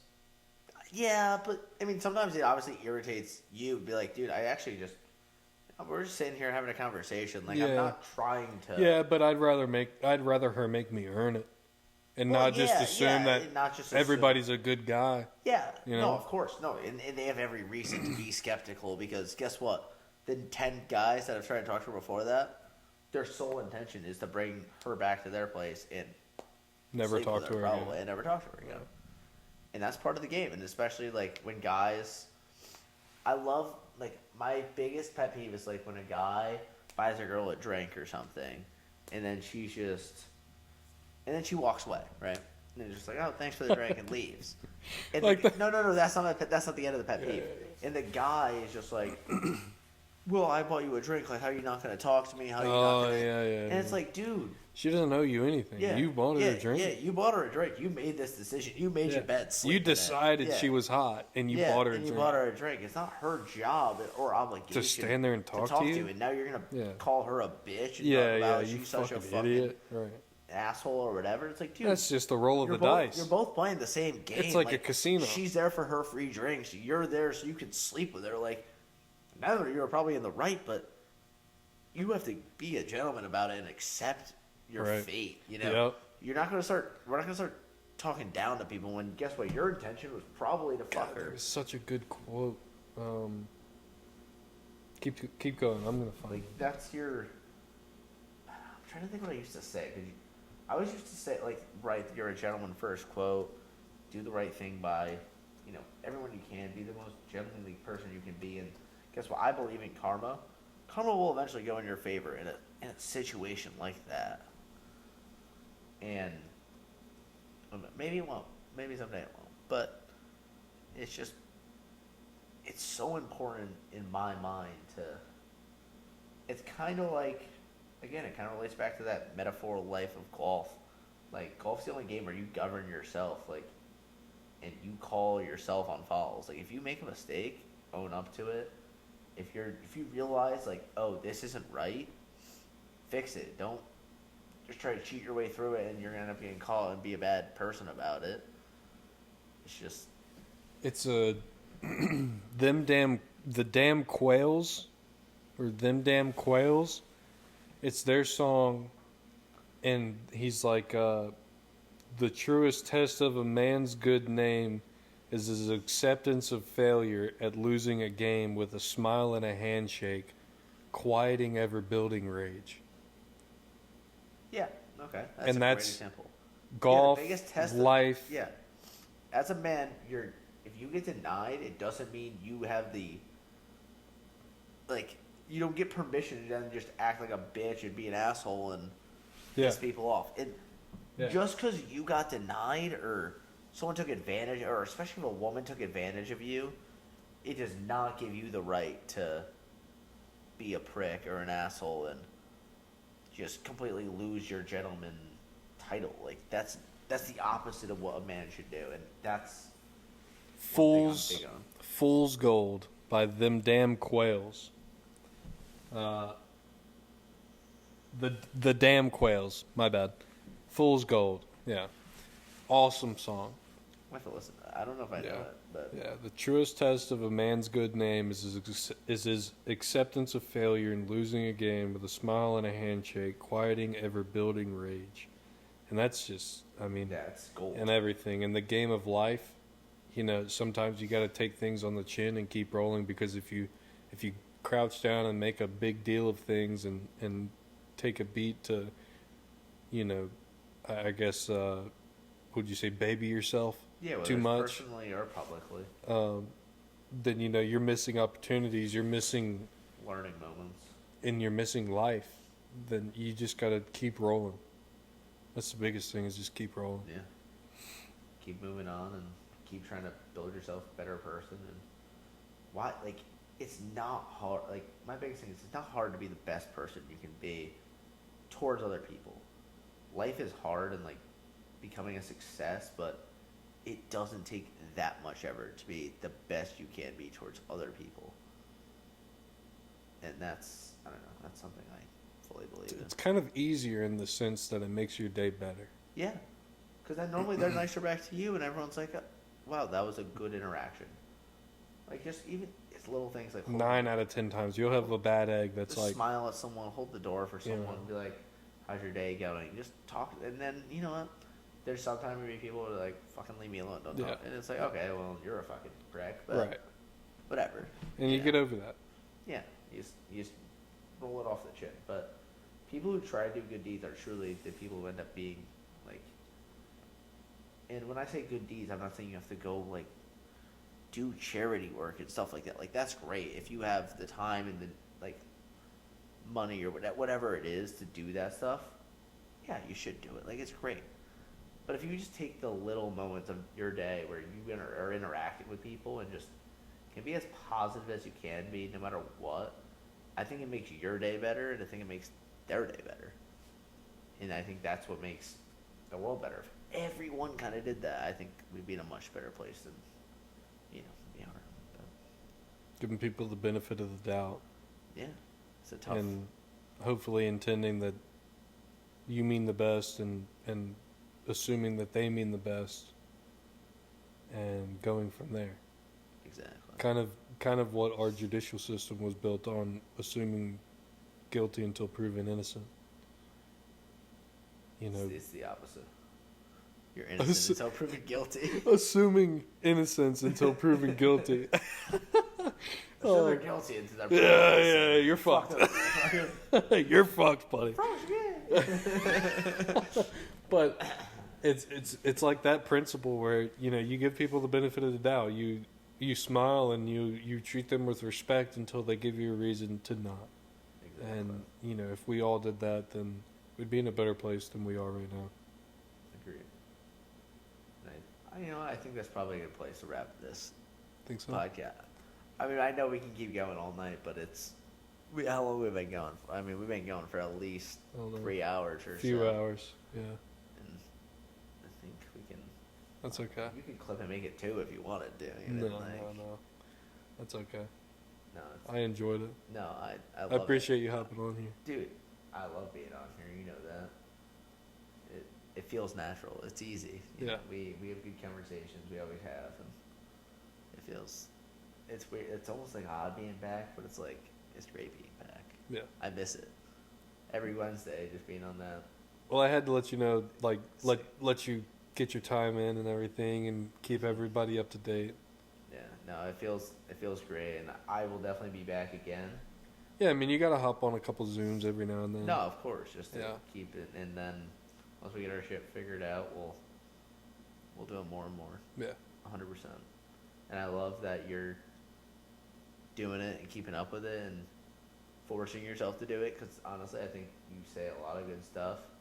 Obviously, I talk to you all the time, and I know you say good shit, and I'm excited to listen to your podcast that I haven't heard yet, because I've been saving up for this ride down from, last week was it? Mm-hmm.